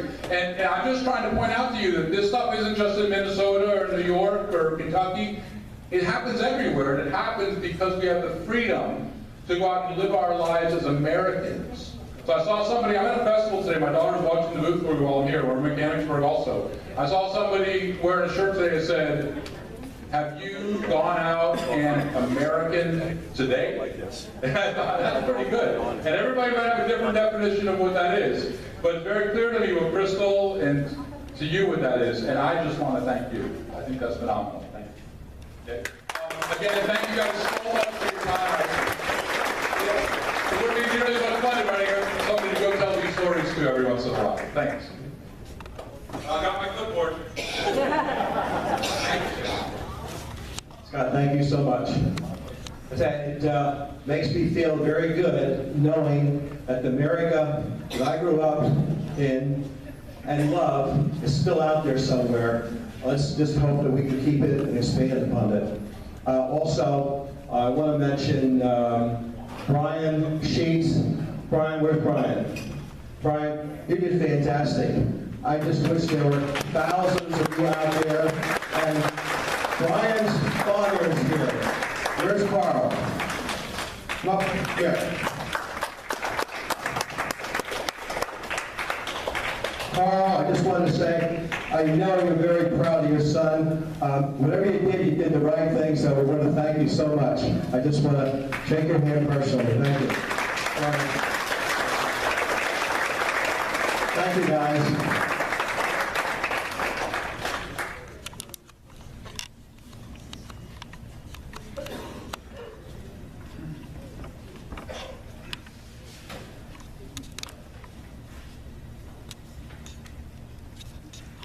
I mentioned earlier, most of you know Dean. Whenever I introduce Dean, I always say he's the George Patton of 76, school property tax elimination, because all the times he has the boots on the ground. So tonight, though, he will not be talking about 76, even though there could be a tie into that.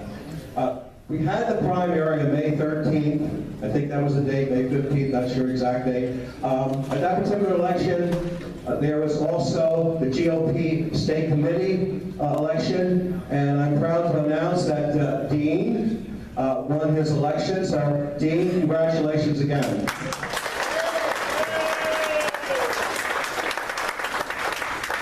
Folks, after the primary election, we found out some things that obviously we had not known before.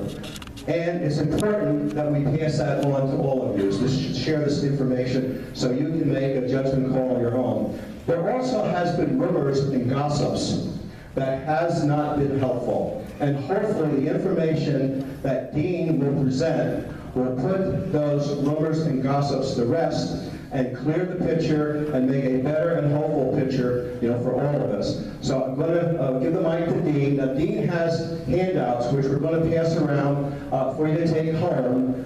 You don't want to look at them now. He's going to have it on the screen. Correct, Dean? Let's all welcome Dean Klopp. Thank you, Dan. Thank you, Coach Stevens. I'd like to just read from the good book, if I may. You know that the Holy Bible is the inspired Word of God, but the book of Revelations is the Word of God, as passed down to Apostle John.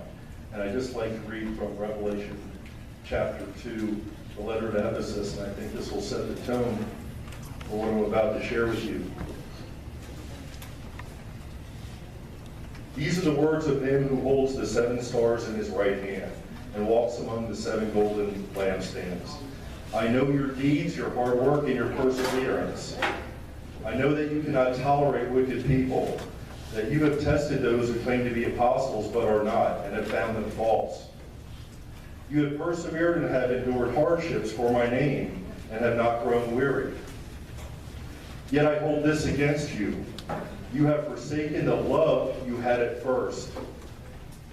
Consider how far you have fallen. Repent and do the things you did at first. If you do not repent, I will come to you and remove your lampstand from its place. But you have this in your favor. You hate the practices of the Nicolaitans, which I also hate. Whoever has ears, let them hear, the Spirit says to the churches. To the one who is victorious, I will give the right to eat from the tree of life, which is in the paradise of God. Thank you for letting me share that with you tonight.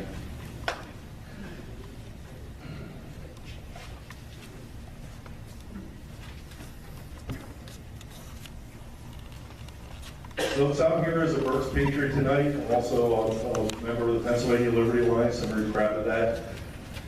And I'm a conservative, and I'm a Republican. And I don't know how many folks have seen this flyer or received this flyer. This flyer was very influential in the state committee election. And I'd like to talk about that. The flyer, as you see up on the screen, is a very good-looking flyer. It's great. Actually, I'm impressed by it. In fact, my hats go off to the people that designed this. This is a sharp piece of marketing. And if you believe what it says, you were to vote for the conservative Republican team that supports President Trump and American First agenda. Build a wall, drain the swamp, lower taxes and create jobs. That is sharp. That is great marketing. Vote for the conservative Republican team that supports President Trump. Anybody in this room today not a conservative? Anyone in this room today not support our President Trump? I just want to share with you the other side of this flyer, which you folks have a copy of. And these were the 7 people that are the conservative Republican team in Berks County who supports President Trump. I know some of these people.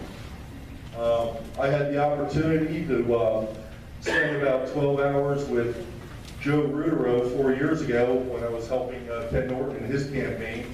I was at the Bethel Polls, which I usually am for 13 hours a day. Joe showed up for about 11 of those hours when he was running for state house along with Ken and of course Barry Joswiak won that seat. And you get to know people after you're with them for about 11 hours, you know. And for the last 4 years, Joe and I have talked. I remember at that time Pat Daly was his campaign manager. And we kind of carried on a relationship over the years where we talked a year, maybe go out for breakfast or grab a lunch once a year. And we usually debate a lot of issues. I don't find that we're always on the same page. But the last conversation I had with Joe, I got to tell you, he was not in agreement with what I have to tell you tonight. Folks, this is a gross misrepresentation of who the conservatives are and who supports President Trump in Berks County, especially everyone that was on that ballot, and I'll go through that in a minute. But some of you may know Joe. He's the chairman of the Berks County Republican Party. He's down at the bottom right. To his side, Pat Daly, who is the treasurer of the Berks County Republican Party. Above Pat is Jeff Boyd. I really don't know Jeff. I know his wife ran for judge last year as a Democrat. I don't hold that against him. He's an attorney from Ole. Craig Lutz, you know, I know Craig, he's a full-time staffer for Senator Arnold. If you keep on moving up the ticket, you see Joe London. I know she's also an attorney. I believe she's the counsel for the Berks County Republican Party. And above her name is Claudia Ruggiero, which I believe is Joe's wife, I'm told. And then to the right, Carol Bure. So these 7, if you believe what this flyer says, they are the conservative Republican team in Berks County. And they're the ones that support President Trump.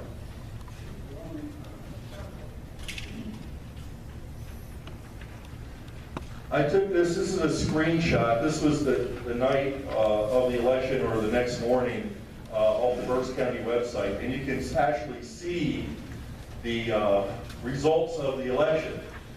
And there were 18 candidates, okay? Not 7, there were 18. And I know something about most of them. I would say they're good people, as far as I can tell. The Gillens, we know Mark is a state rep and his wife, good conservative people. Linda Brancadora, great lady, she also got elected. I'm concerned with her, I think. Linda, would you say you're a conservative and that you support our President Trump? Really? Are there any other candidates that were on the ballot that night? Rod? Sam? I'm a conservative. You're a conservative? I support Trump. John Fielding, I'm sorry to pull you into this, brother, but are you a conservative? Last time I checked. Last time you checked. So I take exception to this. I think this is a gross representation. I think this is divisive to the Republican Party in Berks County. And like I said, I take offense to it. That's why I'm here tonight to share it with you. I'm sorry I don't have the positive message that we heard all night long. Boy, what great presentations they were. Just fantastic. But without that enthusiasm, without that zeal to make things right, what are we going to do? I mean, is everything rosy after every election? Everyone that we vote for is the right guy? Can we just go home now that we put President Trump in office? And I know the Berks Patriots worked their tail off. I mean, every time I was here in the election year, they were waving the banner for Trump. You know, I just take offense to this flyer. If you go down the list, what I understand from state committee, they took the top 4 males, the top 4 females, and then the next highest vote getter. And so the top 9 start on this list at Craig Lutz on the way up. Unfortunately, we see Sam just missed out, and John and Rod, some very good people. I did not see Jamie Kyle here tonight, but if any of you know her, she's a true conservative, Trump supporter. Karen Tillman, I think her husband is here. Randy? Is Randy still here? He was here? I was gonna, Randy, would you vouch for your wife? Is she a conservative and does she support President Trump? Okay, you heard it from her husband. Josh Miller, who's not here tonight, great young Republican, conservative guy, just a fantastic guy. I can't tell you anything about Kyle Hefner. I'm sorry, I do not know him. Met him a couple times. But this is the list. This is the group. What separates those 7 from the rest of the 18? And who put out this flyer? It's paid for by the Berks Future Fund. We're in Berks County, right? Do you know where McCungy's located? Lehigh County? Yeah, that's right. So now we have an outside influence, a special interest, would I say, I would say, that's influencing a Berks County election.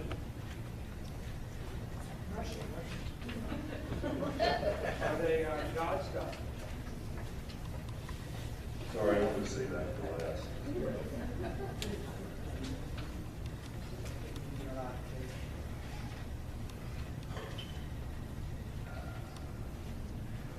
So, the Berks Future Fund.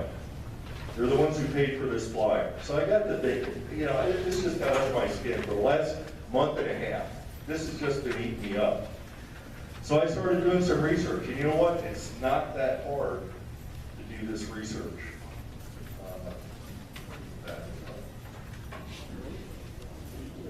I went on the Pennsylvania.gov website. There's 2 references here. Any of you who have the packet of information can look this up. You can look it up yourself. I'm not making it up. This is public information. I didn't steal this from someone. But this is information that is not transparent unless you go dig and find it. This is not advertised information unless you go and seek out the information. I did so, and I encourage you all to do so from here on out. If you look at the Berks Future Fund, and this is 2 screenshots. The first one, you'll see, the top one, lists the treasurer as Joseph Nanovic. I really don't know the man, did a little bit of research. He's a lawyer, works out of his home.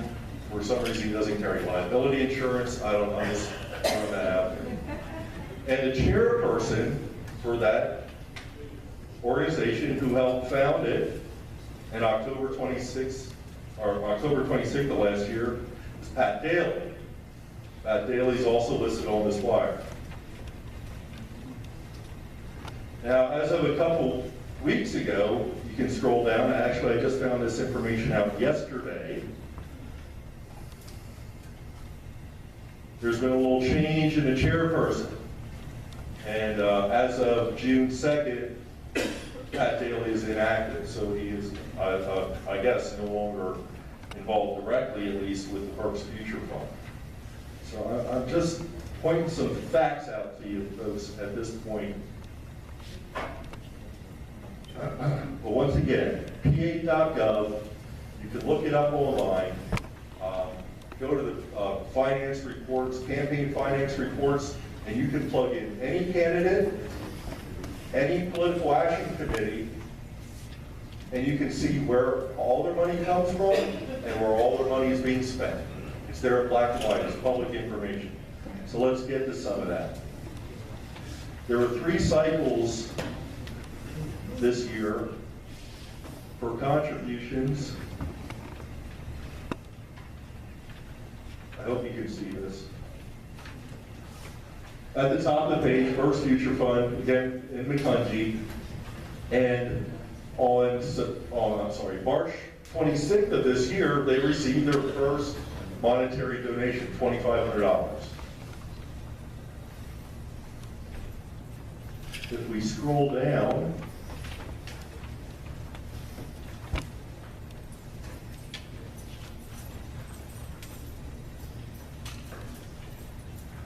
we can see who the contributor was to the Berks Future Fund. On March 10th, March 10th, a man by the name of Dan User contributed $2,500 to the Berks Future Fund. Looks like he did it personally, and his occupation he listed is an investor. What do investors want? They want a return, right? Investor. I'm an investor. I'm sure many of you are. If you're in the stock market, you want a return on your investment. Now, let me just qualify this, what I'm explaining to you right now. I don't believe anything I'm sharing with you here is illegal. So get that, wipe that out of your mind right now. I'm not insinuating anything like that. This is the game that is played. The rules have been written. They're abiding by the rules. But unless you know where to look, you don't see what's going on. You know, Berks Future Fund, I thought that was a great name, you know. I thought we had a great candidate here in Berks County, Scott Mullinger. And I thought, man, if you really wanted to get a Berks County guy like it, wouldn't you have helped Scott out?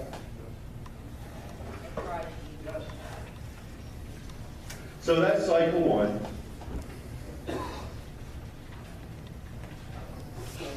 Cycle 2.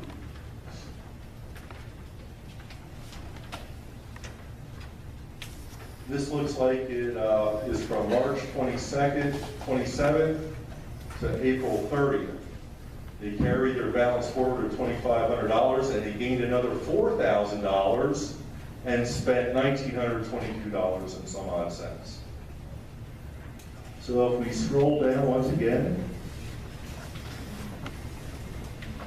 the contributors to the Berks Future Fund in the second cycle was the PA Future Fund. Does anyone know who the PA Future Fund is? Headed up by Bob Asher. It's the 5th largest PAC in Pennsylvania. Huge, huge PAC. I'm sure millions of dollars flow through this PAC. And once again, you can go online, you can look this up, you can see for yourself where they get their money from and where the money goes. And also, a $1,000 donation was made by the Volunteers for Our Work.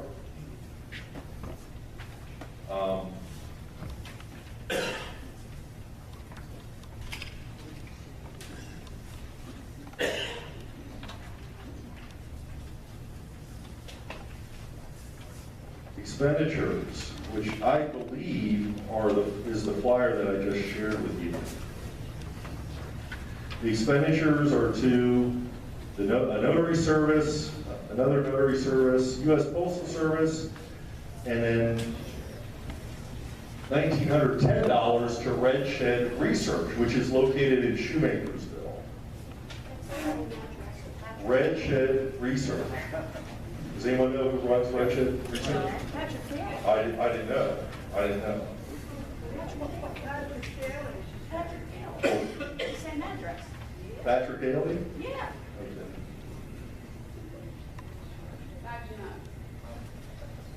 So let's go to cycle 3, which I just found just this week.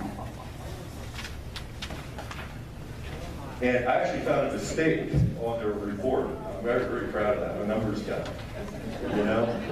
And right here in line B, I don't know if you can see it, total monetary contributions from Schedule 1 is $2,500. And that's not true. I'm sure it was a mistake. It's actually $7,000. And that money came from 2 sources.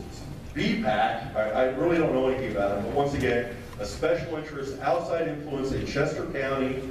They have a ton of money. I think what I saw, I think they're sitting on 60, 70, 80 grand right now, something like that. You can look it up. And out of Westchester, another outside influence affecting our Berks County elections. And then I'm for Knowles. I suspect that's Jerry Knowles' campaign, also contributed $5,000. Now, I can't tell you if any of these people know where the money went. I can't prove that. I don't know that. But I know someone had to ask them for the money. They just didn't, you know, go through their Rolodex and say, oh, I guess I'm going to donate to the Berks Future Fund today. Someone solicited that money. But let's also take a look at the expenditures. They just took in another $7 grand. Postal Service, and then Red Shed Research, $1,200, $4,600, $615, $324. We're talking just about $7 grand.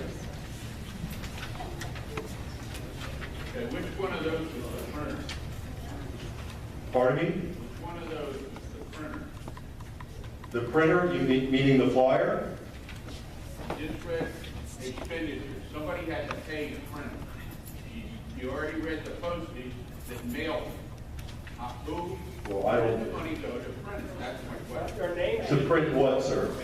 the flyer. Their name should be on the flyer under law. Cycle 1 listed promo materials as an expenditure. I believe that was the money for the flyer. If you look at the expenditures here, they simply say research, consulting, and calls, which is Red Shed Research, company located in Shoemakersville. I'm just asking, did the math add up? I live in Kutztown and I never got that flyer. Well, I don't think everyone got that flyer. I got it. I think it was probably sent in a specific districts. We do it, when we do direct mailing, when we're out trying to knock someone off in the Senate or the House, you know, we go through mail routes and that sort of thing. But anyway, I got it. So I did a little research because I didn't know who Red Shed was, and you look it up. Visipedia will give you all kinds of information, and I found that Patrick Daly does live in Shoemakersville, and he is an owner. I don't know that he's the only owner, but he is an owner of Red Shed Research and Consulting, which apparently you already knew. I didn't know that. I had to go look it up. So, once again, I'm not insinuating anything that's been done here is illegal. This is how the game is played, folks. If you don't understand the rules, you're going to lose the game. I challenge each and every one of you folks to start doing your homework and to start watching your politicians, watching the people who are running for office. You know, it was said to me a couple weeks ago, "Why do you care? You won." You know, it's a matter of principle. You know, my friends are here that I believe we're taking advantage of. I was blessed. There's no doubt about it. And he was at the top of the ballot and had to help me. You know? I made sure of it. Thank you. And there were good people in this room that did help me at the polls that day. I think. But this, you know, we talked about American exceptionalism and what actually we have to watch out for. You know, we got the warning earlier from Mr. Miller. This is what we got to watch out for. We need to hold people accountable. I challenge you to hold me accountable. I'm not running for office. I'm not running for any office or position in the Berks County Republican Party. I got my hands full trying to get property tax eliminated. And to tie that into the Scott Wagner campaign. He is the gubernatorial candidate, and first and foremost on his platform is to get school property tax eliminated. That's what I'm going to work for. In fact, I shared an idea. With Scott at State Committee a couple weeks ago. I got a chance to have a few minutes with him, and what a, you know, he worked so hard. I guess he tore his knee, and I don't know, he's with a cane right now. But he listened to what I had to say, and I said, you know, you look at the voter referendum that happened last fall, and you think that the legislators would have been jumping out of their skin trying to get property tax passed, right? 83% of the counties in Pennsylvania voted for eliminating school tax. And yet our legislators sit on their hands. 56 counties voted yes out of 67, 83%. I said, in Berks County, do you know what the number was? 74% of us who voted to eliminate school tax. I said to Scott, I said, this is reaching across the aisle. We have a deficit of Republicans in Berks County. Okay? How did 74% vote for property tax elimination? They weren't all Republicans. They were independents and they were Democrats. What a great issue to use to help elect Scott Wagner. And we're going to try working with them, and even if not, there's good guys here today, Dick Stanbach, John Archer. We've been talking about this, and we're going to use it to drive out voter registration, try to get new people registered to vote. On the issue, have them sign a petition to eliminate school tax. And I said to Scott, I said, what a sight it would be to have the news there and us videotaping, and we're rolling in with hand carts full of petitions into Tom Wolf's office, and we go slamming these boxes full down. 100,000 petitions 2 weeks before Election Day. What a sight that would be. I think this is the path to help elect Scott Wagner. So, when I see these kinds of games played, and I don't want to belittle the state committee. I mean, it's a wonderful organization from what I can tell. But, you know, what's more important? I would rather see this money going directly to the Republican Party to help guys like John Archer, Dick Stanbach, guys who are working their tails off for the party, I would rather see it go to people like the Berks Patriots or Pennsylvania Liberty Alliance, because we're the ones out there knocking on the doors, spending the time, Ken, you know it, spending the money, our own money. And there's a lot of good people here that have donated, and I thank you for that. But folks, we got special interests working against us. And we've got to make a decision. You folks have to make a decision. I made mine. What we're going to do in the coming weeks, in the next elections. Who are we going to hold accountable? Are we going to give them a pass? No. No more free passes. No more free rides. Trump wants to drain, let's drain that swamp. Start right in our own county and drain it from there. You know, I'm sorry to get serious on you folks, all that. I see it's 8:30, so I'm going to wrap this up. And I talked to a lot of people in the last month and a half asking their advice. What do you think I ought to do? Should I go public with this? Should I share this? Because this is just eating me up. This is driving me alive. This is wrong. That flyer was wrong. Yes. That's absolutely wrong. Very wrong. Legal? Yeah, that's legal. Everything I believe I explained here today is legal. Have you prayed about it, Dean? I'm sure you I have. pray about it all the time. I pray at least 3 times today. So anyway, I want to, I actually had a couple people say, well, let's get the government involved.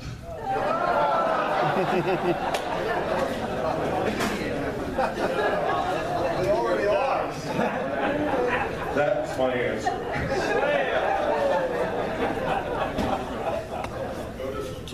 So that's about it, folks. That's all I have. I'm sorry, I don't have a big closing or anything.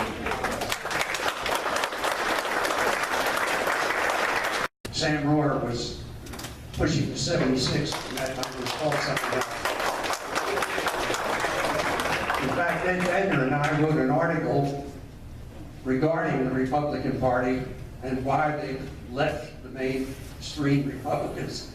And it was on the, we went up to the state convention that year. They threw me out. They threw Ed Billman out too because we had signs that said no endorsements. They were endorsing Corbett over Sam Rohrer, and we took exception to that. They said we couldn't have our signs there. We had to get out, and we did, except I snuck back in there. But be that as it may, we wrote an article, major article, whole front page of the editorial section. My picture, his picture. You turn to the next page, Sam Rohrer's picture. What we actually did, that was in the Harrisburg newspaper. We upstaged the Republican convention with the article because that was the lead. Anyway, that's beside the point.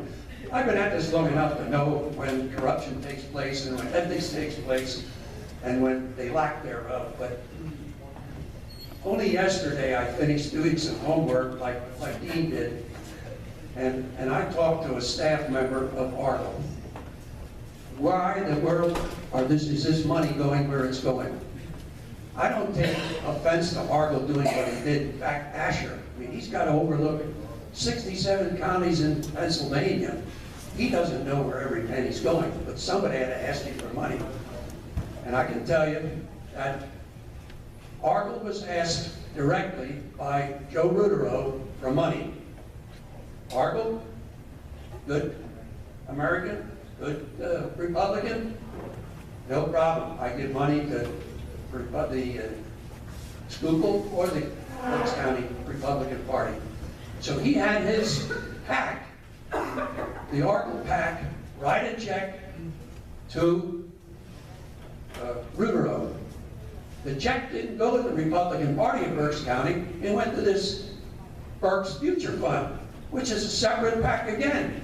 They funneled the money from state, and as Dean pointed out, all this trickle-down economics all goes down to the Berks Future Fund, the $1,000 out of Argo's group, and this gang used this money to promote 7 people that stand up for Trump, as the rest of us don't. And I think the other 11 on that ticket were every bit as much as supporters of what Trump was doing as the other 7. In fact, some of those 7 probably lift almost no finger. But the point being, when when the administration of the Republican Party uses their influence to get money to a private PAC, and that private PAC then uses the money to go to the printer owned by Daley, who's on the ticket, and that money is then used to pay Daley and his company to advertise them as the Republican team to get elected to the state committee. That is flat out wrong, folks. That is laundering money if there ever was laundering money. Not against the law, but it's certainly against ethics. And I'm just livid about it. And I'm not as calm as Dean about the whole thing. These folks do not belong leading the Republican team if that's the way they have it. That's what we need to do about it. Just remember, next Wednesday, if anybody here is a Republican committee person, I suggest be at that meeting because there's going to be some decisions made and people are going to be having to defend their position on what went on. And I thank you.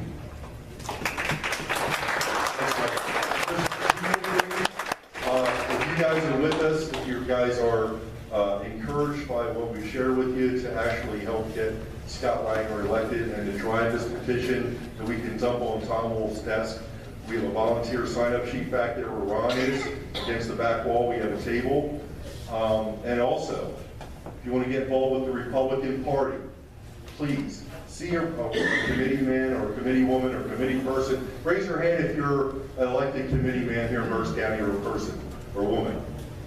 Please see one of us and find out how to get involved in the Republican Party. I've seen the numbers diminish since I got involved for the last 4 years. I'm thinking, what is going on? I think over half of the slots in the Republican Party aren't even open. I mean, they are open, they're not filled. There is room for a lot of you. 300. How many, John? 300. 300 open? Yeah. How many are filled? About 60. About 60. That's pathetic. So anyway, I encourage you. That's all I got. Sam, thank you so much for your time and for what you guys do here. Dean, thank you so much for all the time you put in those research. None of us would have been aware of what's going on here. Folks, please evaluate the information that Dean gave you. You have packets. Take a look at that. A decision will have to be made, next Wednesday and also the time after that as well. Folks, we're going to squeeze in, thank you, Dean, thank you so much. We're going to squeeze in one more speaker. If he's still here for only a couple minutes, Bill Ryle. Bill, folks, don't leave. This is only going to be 2-3 minutes. And it has to do with, besides the Constitution, it has to do with gun rights, gun laws, and so forth. I'm not sure if that bill actually got out of committee or not. Thank you. It's been a while and it's good to see you again. I was asked to bring this information to you and it's always stunned me when those in Harrisburg and frankly in Washington talk about gun control. Apparently they don't know how to read the Constitution. Pennsylvania's Constitution is very specific. It's Article 1, Section 21. It says the right of the citizens to bear arms and defense of themselves in the state shall not be questioned. How simple is that?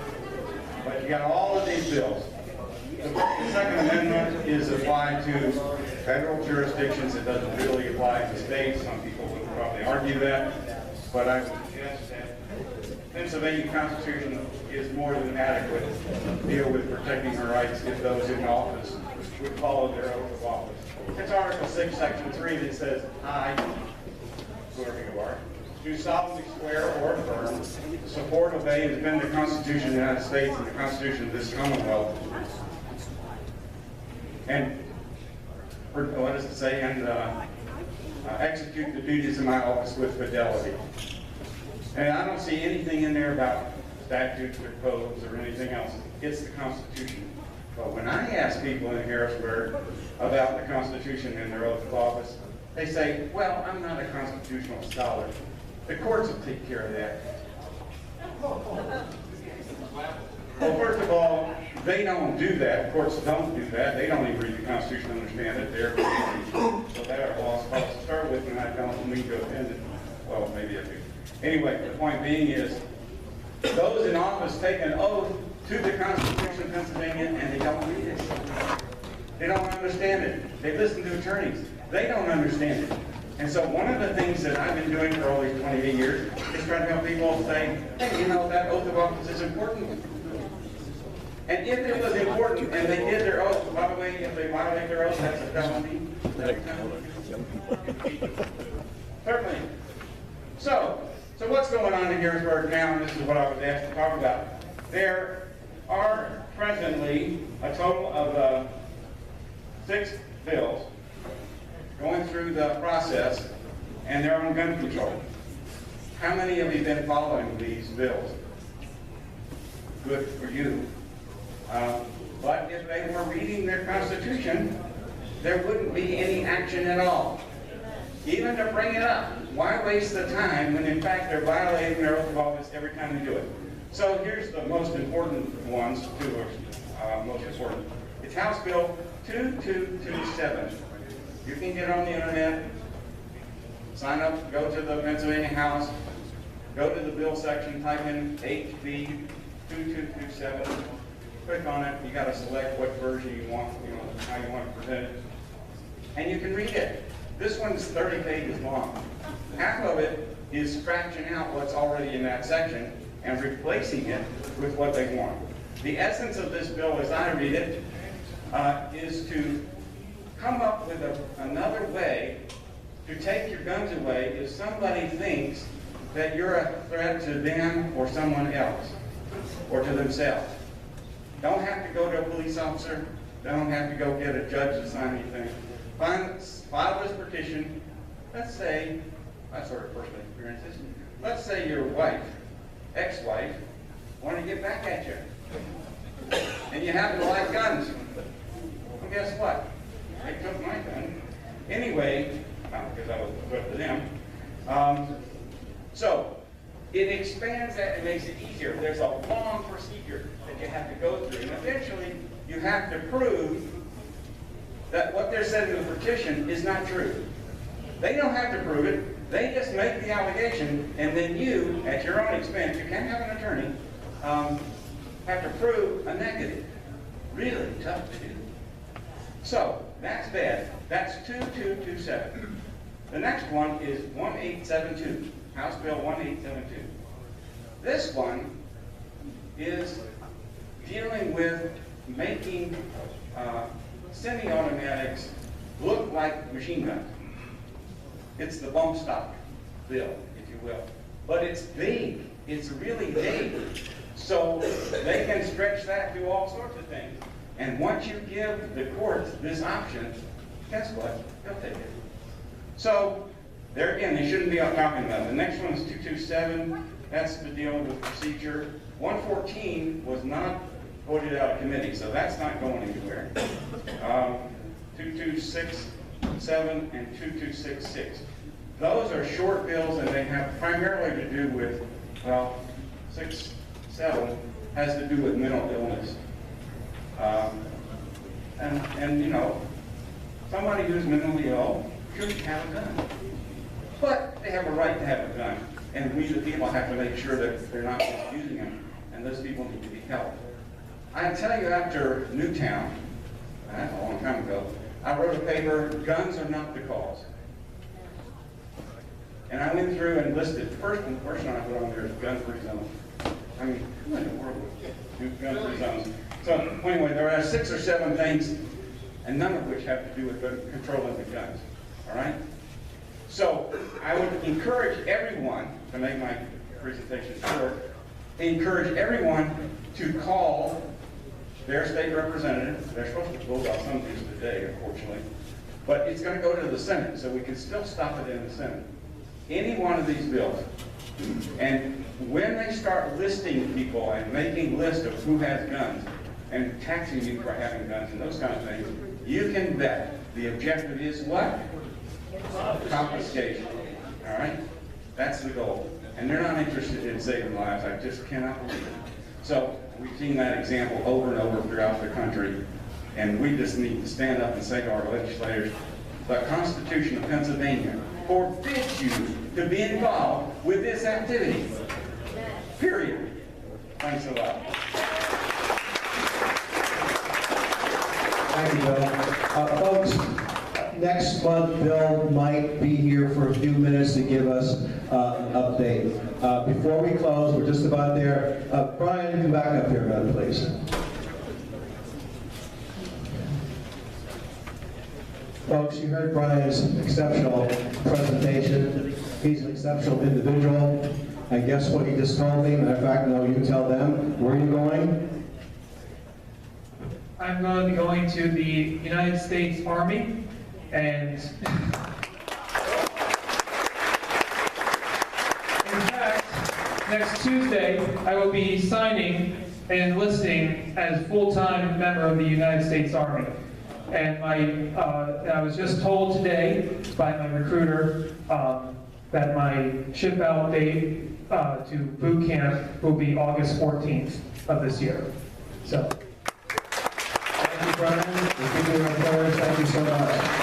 Folks, in closing, before we bring Jack up, next month, July, we have Jack, who will be doing an historical reenactment, which you really have to see. I already did see part of it on the YouTube. And also we have Alan McCormick, who's with the Concerned Veterans for America. You might remember we partnered with them for a dinner some time ago.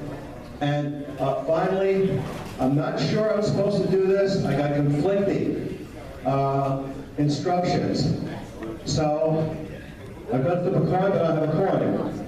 Folks, I'm going to let you know that today is Jim Billman's 55th birthday. So let's all wish Jim happy birthday.